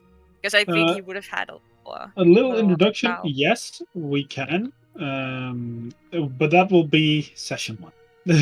Or do they mean that us people? Yeah! I keep thinking everyone knows us because it's very rare we see new people in the chat. But wait, can I very quickly ask one small question about the Monocle? Yes. Can the Monocle even now 300 years later still be safe? Because technically, yeah. If we have a very powerful cleric. Yeah. Or you want a greater restoration, you don't. I think only clerics get it from themselves. But if we get a greater restoration spell scroll for Bran, or have someone with us, we could take her with us and then bring her to a healer. I am more thinking about the fact that somehow Bran maybe thought about figuring it out because Bran knew where she was. Yeah, I think yes, but beside teaching children magic, them going batshit crazy, his dad being disappointed, having to kill his own mother, probably having to fight Drasilia. You know, it's a little much for this boy. Also, I will state, having to fight Drasilia without magic. Yeah. You know, that's old rogue shit coming back up. I have a dagger. I could do this. Also, I was smaller back then. How do I hide? To also relearn magic. Yeah, with a harder magic. With a harder magic curve. And he did it because he's now Archmage. So you know. Yeah. So now we can't visit Bran and ask for like, hey, I heard this random rumor about this random lady I mean, stuck in a I ship. feel if at this point it would have gone like okay, he would have like sent out a note. Like I feel like this very old post that no one took or has like been to multiple adventure parties. Find this woman in the mountains. No one has been able to do it. I will give you like a lot of gold. But it was my friend's dying wish. It's a good idea to do an introduction, especially because we don't have nameplates yet. Oh, sorry. I know. It's Mark, a joke. Yes. why don't you start with an overall introduction, like like us as a group, and then we can. I'll go from top down. We as a hub are the TaleChasers. We host 3 campaigns every Friday, Saturday, and every other Sunday. Every Friday, you get to meet the Stargazers, or Arconis Accounts is basically the session name, which is hosted by my good friend Amber, and I play in that campaign, and a lot of other people. It's a lot more grimdark, Etharis, Grim Hollow. It's very serious. Tony, for example, can attest. It's really like, oh shit, what the fuck's happening here? Then you have, we'd say, Terrovia's Fate, which is now the Flock, but that will change in the future. Yep. I might still call it the Flock because it's just easier, but I think it will change. We will now just be the murder. Yeah. Well, I'd say the Friday game is very serious, like pretty damn serious, Parrot. I would say it's like the good kind of serious. There's still jokes and there's still laughter, but also in general, it's a lot more of a serious undertone in it. It's like a very heavy campaign, right? It's a pretty heavy with heavy subjects. Yeah, I feel like it's really a nice balance that we have. That one is very serious. This one is like between, and then the Sunday is just like not at all serious. And I feel like this is just a nice. Yeah, you have a hoop. Yeah, you made a very serious character, but that was not what my campaign was going to be about, Andrea. Well, I mean, the 2 people made a very serious character. I think I also somewhat made a serious character. Yeah, but the rest didn't. Yeah, I'm looking at you, Tony. But hey, this game, I first made a serious character. Yeah, fair. And then you died. Yeah. You got splattered on the walls. But this game, You did not just die, you fucking exploded. this game, the Saturday game, Terrovia's Fate, is hosted every Saturday around the same time. Like Siri said, it's a bit more of an in-between. We do have serious moments. He wants to take it more serious, but you know us, so... Next time will be a little bit more serious, purely because I enjoy those campaigns more, because if I host random ones, I'll just be like, after a couple of sessions, I'm out. And it will also help that we won't have the chaos of wild magic to derail it. And I think we also now have the boundary of don't make your character with a lot of... That has to go somewhere, and just kind of you're together and it might happen. To give you a hint about next campaign, it's going to be about I want to say semi-normal people. These people will all have the qualities to become an adventurer, but they're going to start out as people. Yeah, we're not like birds and everything. We're just... Well, I mean, you might be races. That doesn't really matter. But it's more they are all people before they're adventurers. These people were never starting out as adventurers. They were just people, and it turns out, and it's going to be a bit more survival, exploration, but still the same things you can expect from Terrovia's Fate. The semi-seriousness is going to stay around, I think. And then Sunday we do the Aphium's Conjunction, which our group doesn't have a group yet. We're just the egg people right now. The excellent people. But I scare people by having... Didn't I have a great name for those? Yeah, but you haven't decided it in-game yet, so I'm kind of holding off. I agree on whatever, as long as the word egg is in there. No, you agreed with my plan. I know, I did. But that's like a little less serious, but still can have some serious topics, but is more casual, in my opinion. Yeah. But those are the sessions. We might do more in the future. We don't know. So far, the 3 are good. I think then down to the individuals. We're Terrovia's Fate. We're kind of the campaign that started this channel. The OGs. Sort of. It was all my dumb idea. Yeah, I mean, no, Parrot. Which of the three? None, because you're talking about the Dreamlanders, and we are not the Dreamlanders. I don't want to be taken down to their level. I don't want to be associated with any clown in any shape Yeah. or form. Oh, really? Then I need to rewrite my entire character. Thanks, Andrea. The Dreamlanders are actual clowns. Hey, Siri, I will personally hate you, and I got your address. Very true. But Thought this we were campaign, making the same character. But this campaign spawned the channel. We're now, of course, a very good. We used to be just Terrovia's Fate, but now we are the TaleChasers. We all met each other on TikTok through some rando made a video asking for players. Kids, if you're watching, first off, you shouldn't. This is an 18+ channel. Second off, don't talk to strangers online. Yeah. They might become your friend. They might become your friend. But we started on TikTok. I wanted to make a joke, but I will not finish it. Oh, sorry.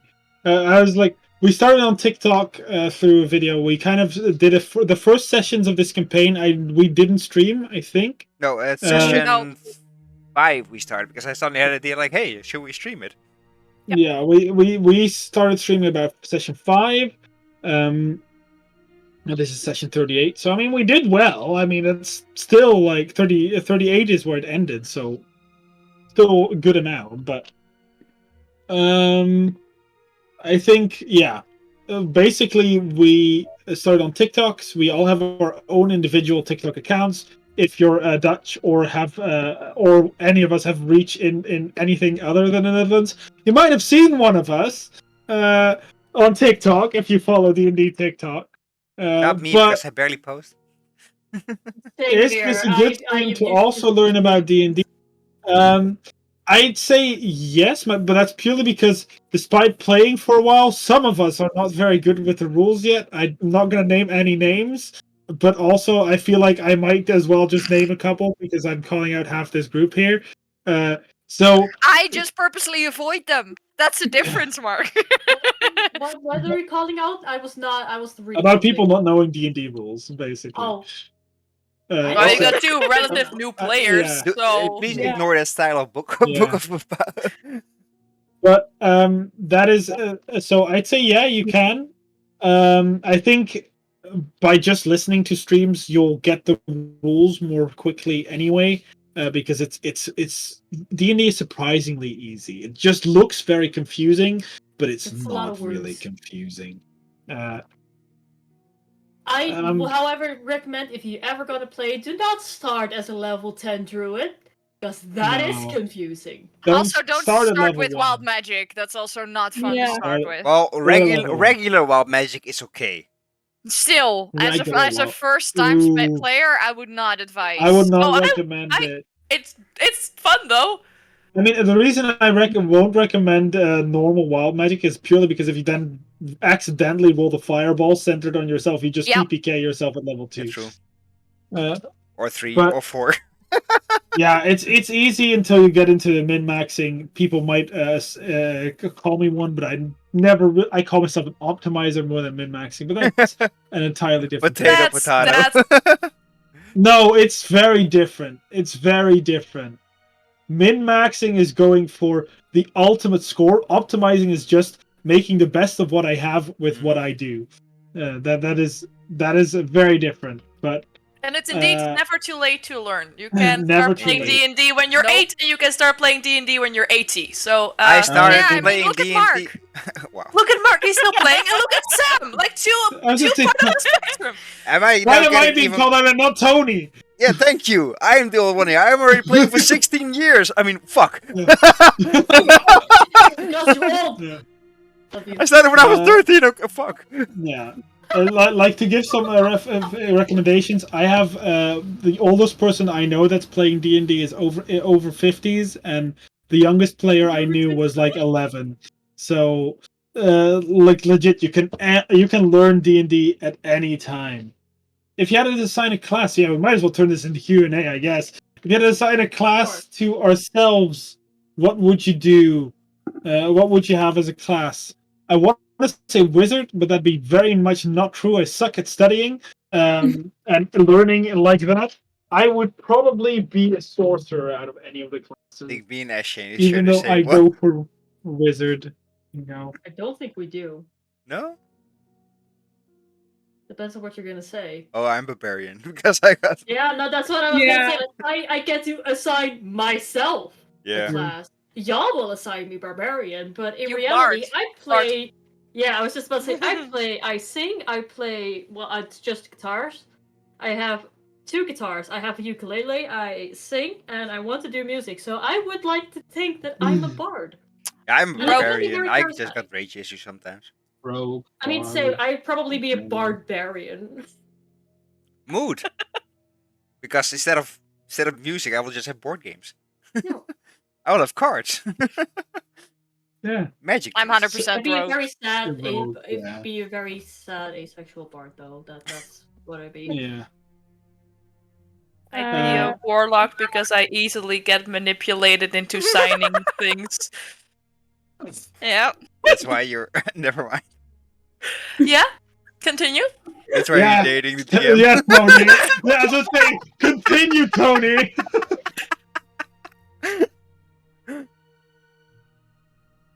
For me, by the way, maybe ranger. I don't know.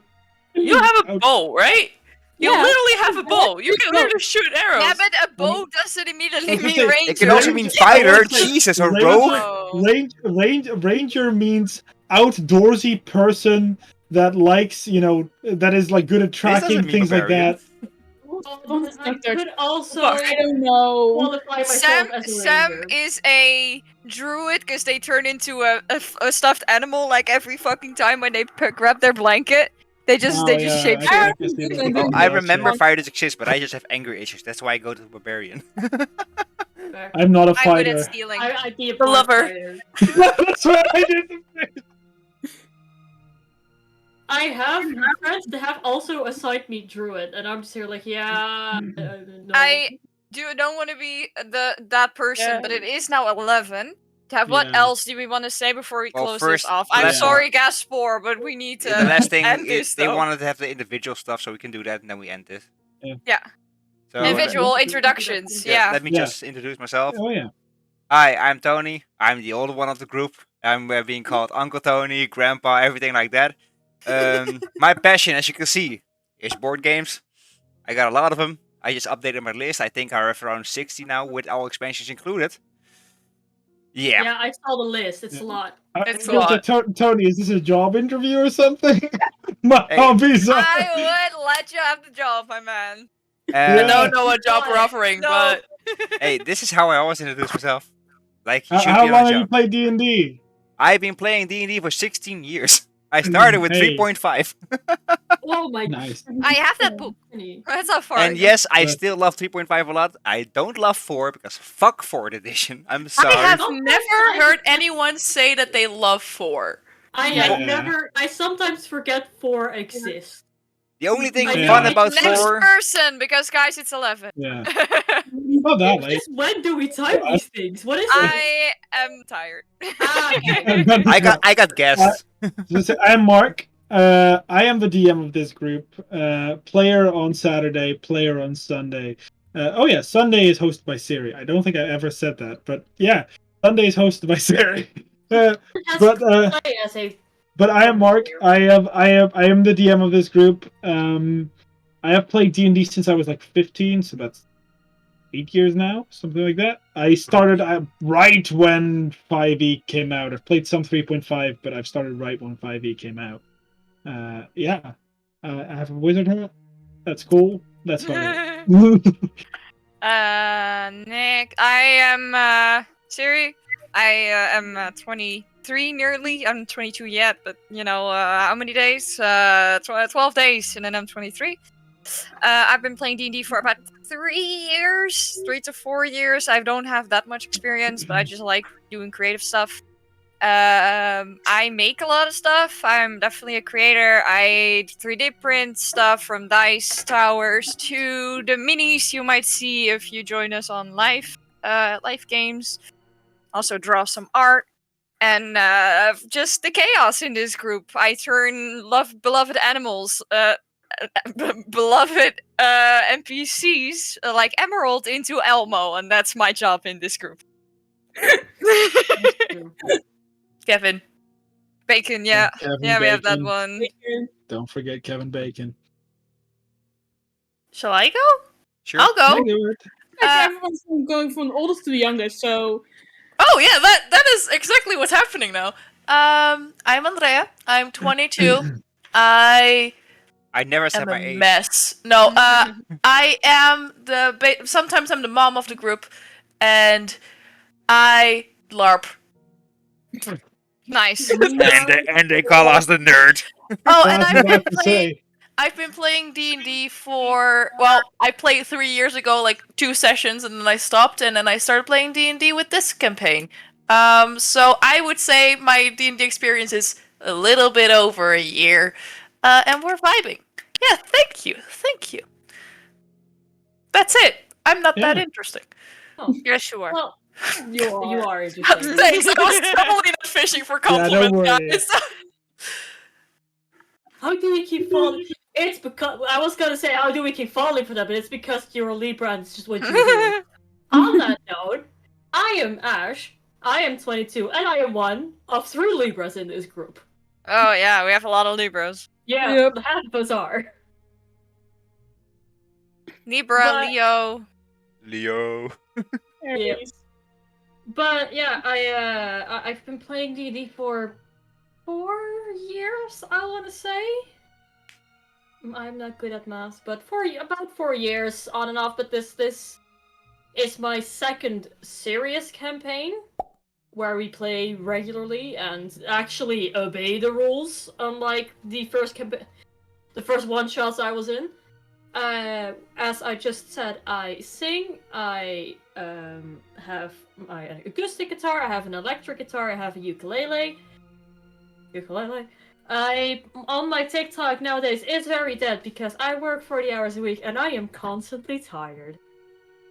So my content's low, so all my content is right now is mostly either me talking or me singing, because that's low intensity content, but sometimes I cosplay. I mostly go to Comic-Con in the Netherlands or to fantasy fairs. And sorry. this chat, guys. Yeah, but that's it. I sometimes do art. And I am the sad one of the group, because we all need that. I'm the pessimist of the group, we all need one. Trying to work on it though, getting better. So last but not least, right? The child. Last but not least. Yeah, the 16-year-old. Okay. Context, I'm not 16 years old. 17. I am almost 1. But these people say I'm 16. You are 16 going on. Actually, I'm 21. Oh, no, 20 actually. No, I am Sam. You can't I am even legally drink in America. Almost. You. I am I'm an artist. I'm a graphic designer. I make the overlays here in this group. I make a lot of the group arts. Some of the art you can actually see at Andrea's place. Hanging. And yeah, I am an artist. Just draw a lot. Yeah, I don't know actually what they even come in place. Yes. I am very proud of the art. I'm very sad. There's only 1 left. Or 2 left, basically. That was season 1. We're gonna get season 2. Yes. About that, I'm going to work on that, of course. Maybe live. I don't know. Like, something in that way. So yeah. And it's us. Hopefully Baker. Before we finish it up, I have 2 more things to say. One is extremely important. Halfling is Dutch. That's a fact. What? Halfling is Dutch. Halfling is Dutch. And the last thing is to Comic-Con. And the last thing I would like to say is, for those of you that are new, we do have a Discord. Don't be spooked. It's a pretty big Discord. It's like a D&D community server Discord. Everyone there is willing to help you out should you want to learn more about D&D. You can even talk to any of us there. I know that a lot of us don't talk there, but that you can. They are ask really us and, scary. Yeah. Ooh. Yeah, but you can even talk to some of us there. And we have YouTube. You can follow us on YouTube if you ever missed a session. They're not all sessions on there because I am very inconsistent with downloading and uploading them. But we have them there as well. And with that, we hope to see you next week on Friday. Oh, good. No. We hope to see you next week on Friday. Yeah, basically. We hope to see you on Friday, Saturday, and Sunday. We also have Twitter and Instagram, so look, Terrovia's Fate, I think, still. We don't have them tagged right now, but Terrovia's Fate, you'll find us. And that's about it. I appreciate everyone watching, commenting, talking. It was actually very fun doing a Q&A. I might do it again. It's been very interesting to just do a Q&A with some players on other times. We'll see. With that, though, people need to sleep. They're tired. I appreciate everyone for being here. Goodbye for tonight. Yes, thank you, everybody. As always, I'm gonna close up with stopping the stream. Bye-bye. Bye. Bye.